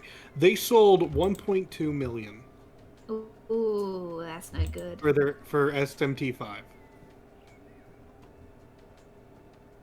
So it met none of your expectations. How do you think the stockholders feel? Yeah. Yeah.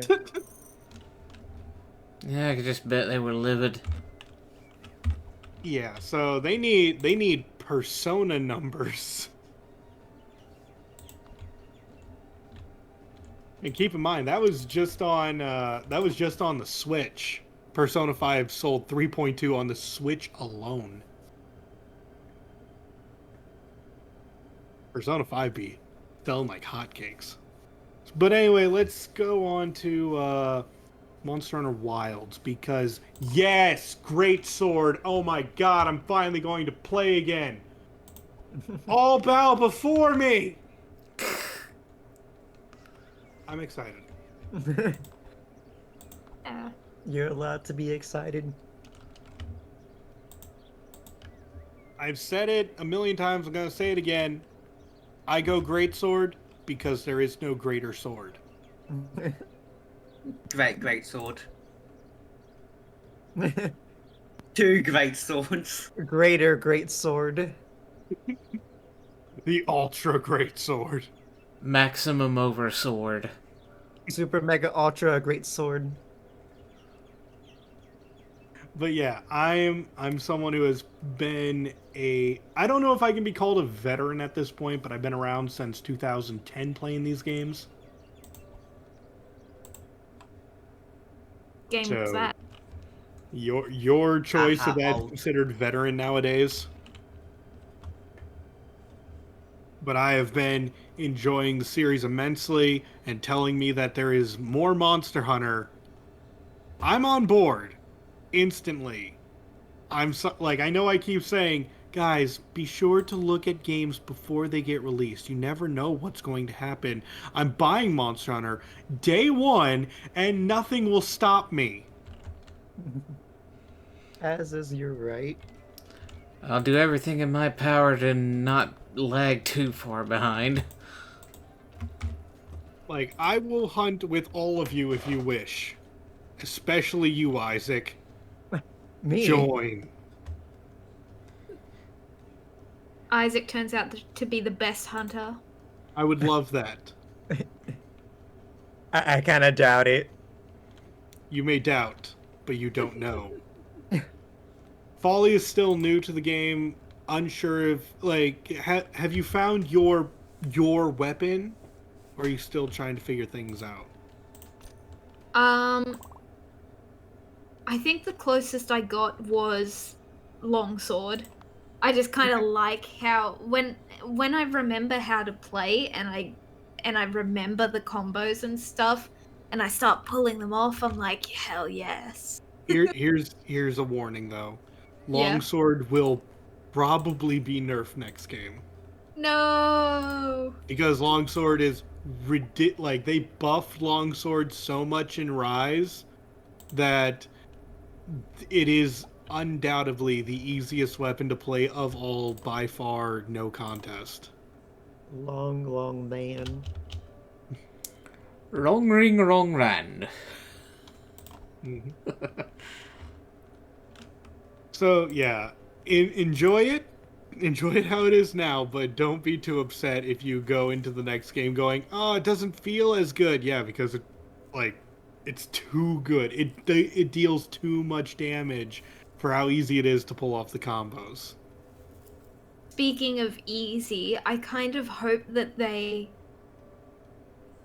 just smidge up the difficulty of hunting horn again because they made it so easy in Rise that it's a good weapon, but I want them to make it a little bit more complex What do you mean? It's already a complex weapon.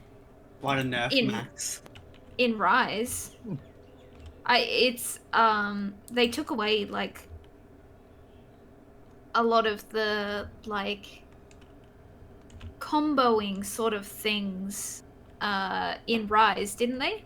No, they added double notes. Like they made it so that it can do even more songs, and you just have to choose which one has the songs. They made it more customizable too. Yeah, Like yeah, yeah. before, if you could have a good hunting horn with bad songs, and then you were just kind of worthless. They like hunting horn has never been stronger, but then again, hunting horn is consistently like one of the least played weapons in all of Monster Hunter. It needs the buffs or else no one will play it.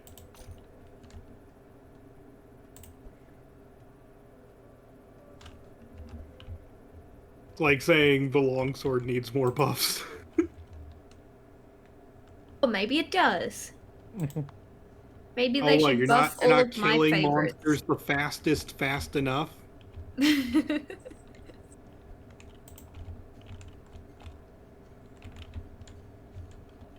You just need the, oh, you looked in my general direction and I unsheathed my sword, meaning I cut you 6,000 times.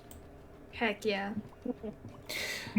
Meanwhile, my journey started as a hammer. Uh, I dabbled in the switch axe. Then I became a lance main. And now I'm rocking sword and shield. Oh, you actually switched to sword and shield. Yeah, I like it better in Rise, but I'm getting used to it in World. Okay.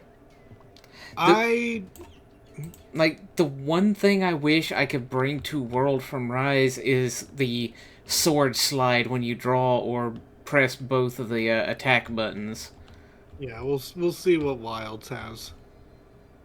My adventures in Monster Hunter have been I saw the game Monster Hunter Try and I said to myself, I'm going to become the best sword and shield user. God, was I wrong. Got my butt kicked. Like no fun, put the game down, played Dark Souls. Got my butt kicked. But from Dark Souls, I really enjoyed using the Zweihander. So then I picked up the Great Sword in Monster Hunter Try, and I destroyed everything. So much. So many afternoons of me coming home from school, from high school, and just slaying beasties with Heck my yeah. Great Sword. And then, yeah, I've just been a greatsword main ever since. I've dabbled with other weapons. It's just like, I'm good with greatswords. Should I try the others? But I'm sorry. Nothing beats the greatsword for me. And I'm good with it. Yeah, That man can probably vouch for me. yeah, he is really good with it, to the point where he was a great sword support class for a while. I was. I learned how to heal people while greatswording. He was Dr. Wiggler. Yep. I had the whole Wiggler setup that made me the ultimate heal support guy, and I was able to heal everyone at every moment. No one ever lost health. Like, if your health was going down, it was already going back up because of me. Yes, he became the master of the Chug Jug. And Slurp, what's your experience so far? Because I know you're new to Monster Hunter as well. Yeah, I play games sometime. I don't know. I just picked up Sword and Shield just to be different to everyone else and just play the game. Actually, I don't know if I'd choose Hammer before. I don't know. I think I found the Hammer too slow. Give it a try. Now that you're, like, once you guys get familiar with Monster Hunter, though, feel free to ask us veterans to join. We Yeah. will crush things for you. In fact, Yeah. I We can need to... sit back and not do anything. What? We can sit back and don't do anything. No, when you get to the harder hunts, everyone needs to contribute. Because we are good, but we're not that good. Like, Realistic. you might be going, oh, we took down a Magnum Malo, like, super easily. Like, I know you're still having trouble with that one, but eventually you'll figure it out. And then I'm going to say, haha, welcome and meet the All-Mother. He will destroy you. Spoilers, jeez. Oh, it's not a spoiler if you have no idea what I'm talking about. But spoiling the viewers and what's going to happen in the Monster Hunter streams, jeez. The game is like 4 years old, man. I'm not even talking about the DLC. Which has another secret boss, which is so much more horrifying.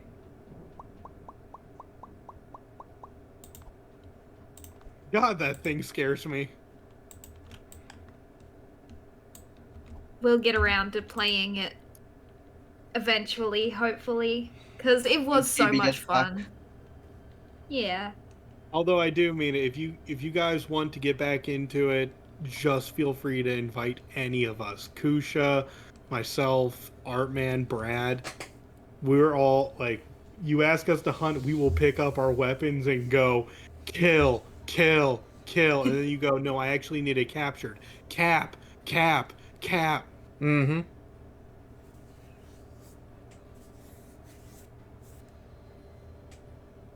But yeah, Monster Hunter, it's in our blood. We are hunters. We are all excited. There is weather going to be added. There's a raptor. It has feather wings that can glide. It. By the way, did I mention the weather? It's a freaking electric sandstorm. Shoot, on Twitter earlier today, I saw somebody show the render of the Raptor Buddy with a gun on its back, and somebody had made the comment, sees gun on the Raptor. Oh, that's awesome. We'll be able to switch weapons. Me, no, that's his gun. Yeah, I've seen that too. I've seen someone post like Sniper Raptor. Like, so excited for Monster Hunter Wilds. But that's 2025. Let's talk about another 2024 game that more people are getting excited about day by day. Dragon's Dogma 2. Ah, yes. Oh, Dragon's Dogma. Yes. So, Dragon's Dogma 2. Who here has played the original Dragon's Dogma? nope. Nope. Yep. Slurp? I haven't seen anything about it. Fair enough. So, Folly, you're going to play Dragon's Dogma sometime. Oh, okay. Q has mandated it. No, I'm not forcing her. I'm forcing her to play Thousand Year Door. I can't expect her to do everything. Busy schedule. Yeah.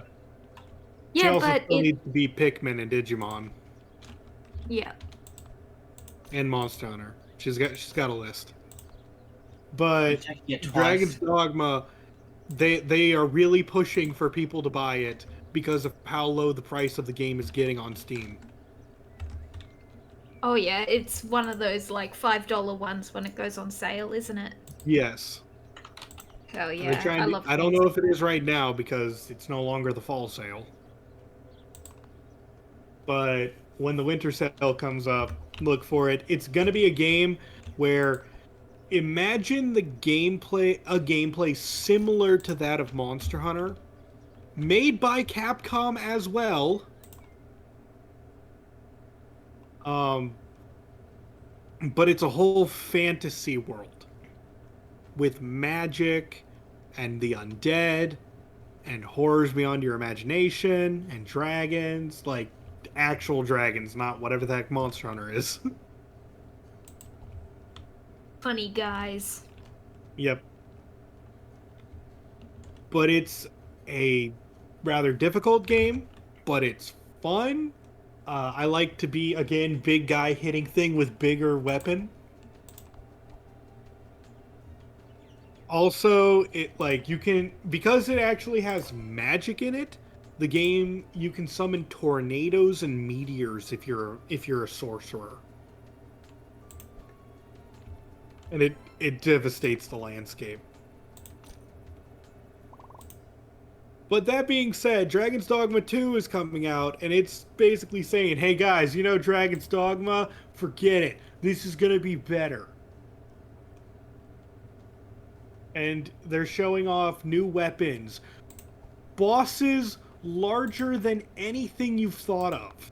Because this is, like, they have shown you can fight a Colossus where you are as big as, like, smaller than, like, part of its finger.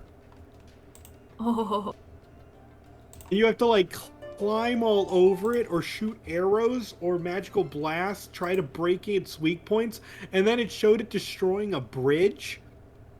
Like, and that's going to be permanent. Like, that bridge is not getting repaired. If you do not save the landscape, you have to you're going to have to deal with that for the rest of the gameplay.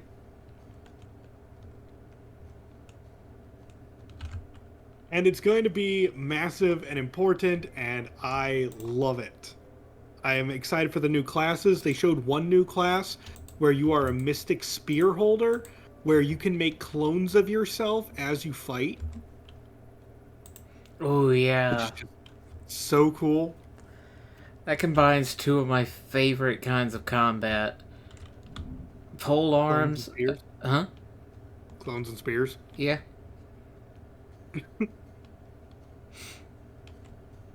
But yeah, it looks so good. I'm very much looking forward to it. And if you're thinking that, oh well, it's probably like still far away if they're showing things that ambitious. Who knows if it's going to come true? It's coming out in March. Oh my gosh. Like Dragon's Dogma 2 is only like a little more than 3 months away. The week So- away. Be excited. Christmas. It's just a week away. Just a week away. Wow. Christmas. Can you believe it? Sorry. Um I shan't. So it's yeah, that's Christmas. another one of those games that I'm super excited for, and it's again just 3 months away. Wow.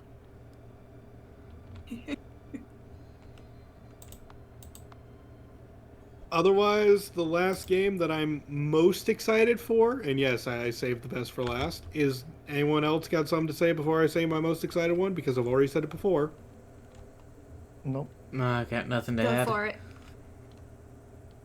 Can we talk about, again, Like a Dragon Infinite Wealth? Because, my god, I am so excited for that game. We've already talked about the Yakuza series, but now I get to talk to you about... Like, the Yakuza series I was mentioned before was Yakuza 0 through 6. I mentioned that there's another kind of Yakuza, which is 7 and 8. Ah. This one is 8. And, my god, it's an RPG that looks like it's trying to outdo itself in every single way from the last game. And if you have not seen it, how? I sent you all video clips. So, apart from the like Animal Crossing Island type thing that they have going on, what else about what you've seen is making you so excited? There's new jobs, and the job system in Like a Dragon 8 is very similar to that of the old Final Fantasy games, where you have actual jobs. They showed like one of the people you can be is like a samurai. He could just cut people down like no problem. You could be a secret agent. You could be a stunt man. You're able to let's see. I'm pretty sure all the old jobs are back to. They showed a cowboy. You're able to become a cowboy, summon a spirit bull, and fight people with it. And it's just like this game is supposed to be realistic, right? Now I don't know. Fun. Mm-hmm. They also showed a lot of old characters coming back as summons in the game. Like, they show... throughout all of Yakuza, there's been a recurring character named Gary Buster Holmes. And his whole thing is that his fists are two giant spiked maces. And it's just like, Kiryu has to fight that. But now, a new character has showed up, and we don't have her English name yet. But she's got the two spiked balls, and her name also ends with Holmes. So it's like Gary Buster Holmes' daughter, ripped muscular woman, now coming in as a summon. Heck yeah. Nice. They show, like, again, it has fan service for all the old Yakuza people because of all the returning characters coming back. They show, like, just to kick butt again. They showed new jobs and abilities. The story is going to be extraordinarily interesting because it, like, just how it starts, I have to know where it goes. Because in the trailers, they just show, hey, Ichiban makes someone mad. He winds up naked in Hawaii. Hate it when that happens. So now this Japanese-speaking man has to go through Hawaii and everyone's speaking English. And no one knows what he's saying, and he's got to, like, figure out what's going on. And also, they show that Kiryu is going to be a party member. So Kiryu's coming back. Like, come on.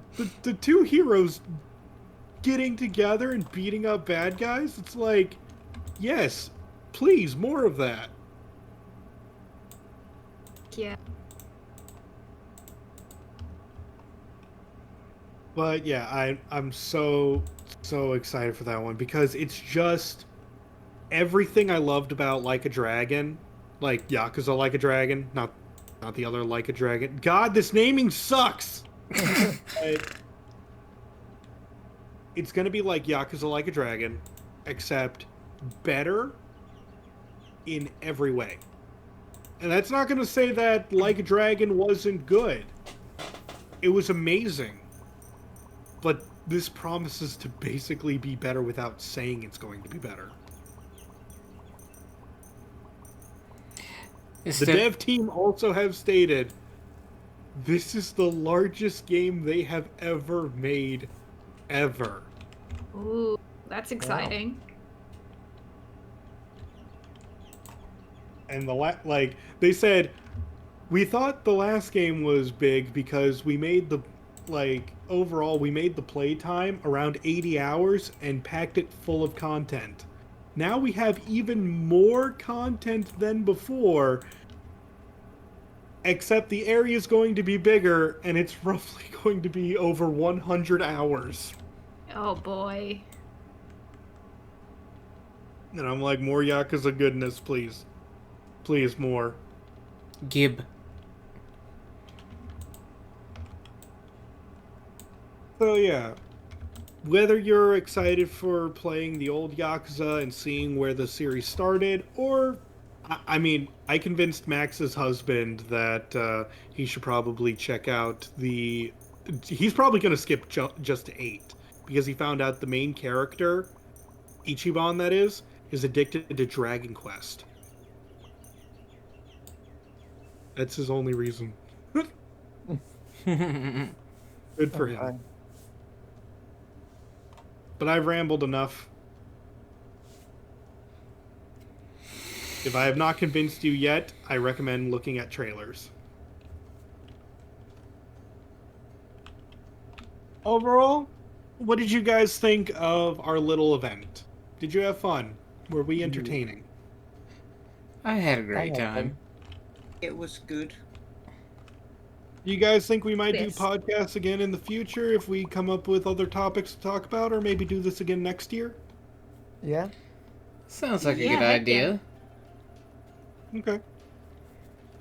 Well, I believe that wraps everything up. Unless anyone else has any last games to talk about for whatever reason that we need to discuss.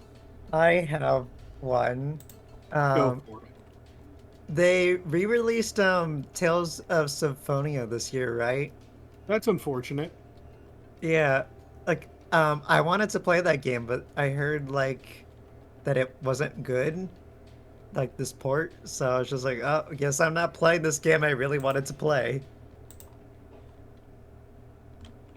Tales of Symphonia is a wild game. By the way, if you're curious about Tales of Symphonia and don't want to play Tales of Symphonia, I recommend looking up someone named Majular.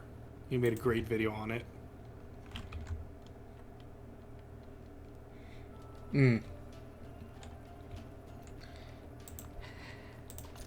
Well, one thing I have to say about games... Oh, hold on. We got somebody... G-Burbs, the PC port of Symphonia is rough due to the 30 FPS cap. It's true. But, one thing I've got to say, and I'm admitting to a problem that's probably not a problem, but kind of feels like a problem sometimes. Modded Minecraft. I play way too much of it, but it's never not fun. If I'm having trouble with one pack, I can just switch to another pack and have a different kind of fun. And that's fair. I know it's not for everybody, but it's hard to deny a game that has that kind of staying power. That's me with old school RuneScape right now. I was gonna, I actually had something to say to you about that, Folly, but I felt it might be mean. What? I've been seeing you. My Discord keeps saying you're playing old school RuneScape, and I keep wanting to type into your chat.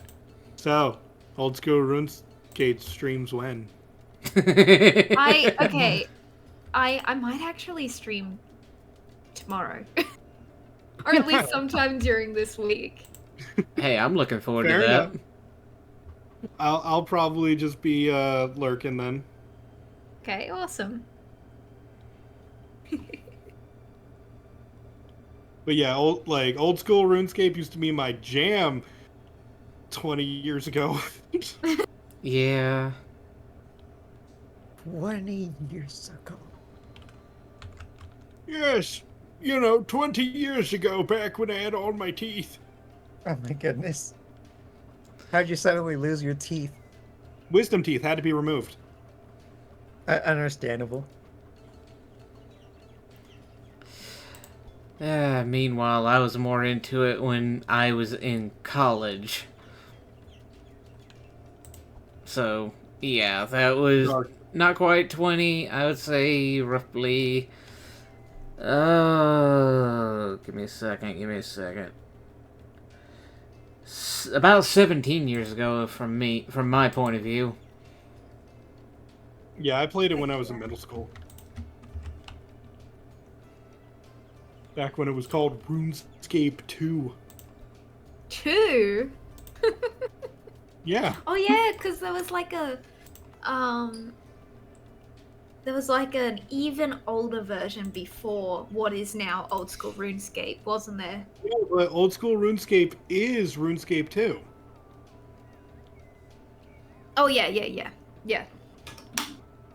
But RuneScape there was 3. an even older version. Yeah. It's just no Or one really medieval enjoyed times. RuneScape 3 that much. RuneScape 3 is like it's okay, but I know they've been No, in having the MMO market, you have monetization. to be better than okay. Yeah.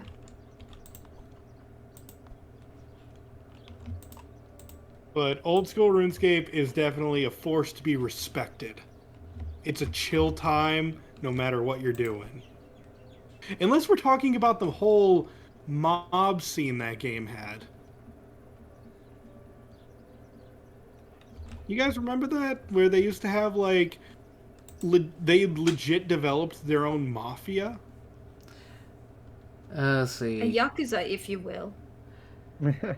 Getting players killed in the Wizard's Tower in RuneScape was wild, according to chat. Yeah, so, like, RuneScape back in the day, they basically created their own mafia scene because what would happen is that there was this incredibly lucrative monster somewhere in the wilderness, okay?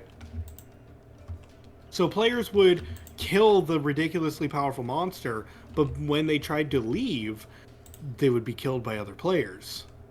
So they hired other players to protect them from the other players while they killed the monster. However, this ended up turning into if you were not part of the protection racket, you would yourselves be killed if you tried to enter that cave. I feel like I remember hearing this story before. I'm pretty sure I stated it to some group in our chat before. I think I But saw a isn't video that about it. wild? Or maybe. Yeah, that's wild. They whether intentionally or unintentionally recreated the mafia. That's like the World of Warcraft corrupted blood incident. Have you heard of that Yeah. one? I was just Yep. thinking about that. And That was It's how so good. that got really weird because of how the studies showed true that when people got COVID, oh boy, there would be all the groups were there. The people who tried to spread it intentionally, Mm-hmm. the people who just pretended it never happened, the people who never tried to do the preventative measures, the ones who tried helping other people and died. All of it was real. Oh, last I heard though, didn't they apparently not release that information though from World of Warcraft? What do you mean? I don't know. I feel like I remember hearing something about like when the pandemic happened, like they like tried getting the information about the blood thing in World of Warcraft or something. No. Oh, like um, scientists studied it or something. Yeah, something like that. Well, scientists have studied it for a long time. This isn't a new event. It was actually regarded as probably the most likely scenario to occur if a real life disease broke out. And it ended up being true. Hmm. It was the closest thing we had to that kind of information of how society would react to it. Like, not the actual medicine or anything regarding, but we as a society would react based on the Warcraft scenario, and it did. And that's horrifying to think about. Society. Society. We do live in a society. The We Joker was do. right. Darn that Joker. That dang old Joker. Anyway, any last words? Otherwise, we could probably rate out. Video Yeah. games good. Yeah, video games fun. Mm-hmm. Always practice moderation, though. No. Yeah. In everything you do. everything all at once. Everything, everywhere, all at once. I'm gonna raid Brad. Okay. All right. Okay. Are we gonna do a group raid or? I We don't see can. why not. I'm about to hit the enter button. You guys want to join? Good thing I don't have to do this. I could just be a part of all your raids. Yeah, I Follow, you guess ready? it's. Yeah. Yeah, we'll raid Brad.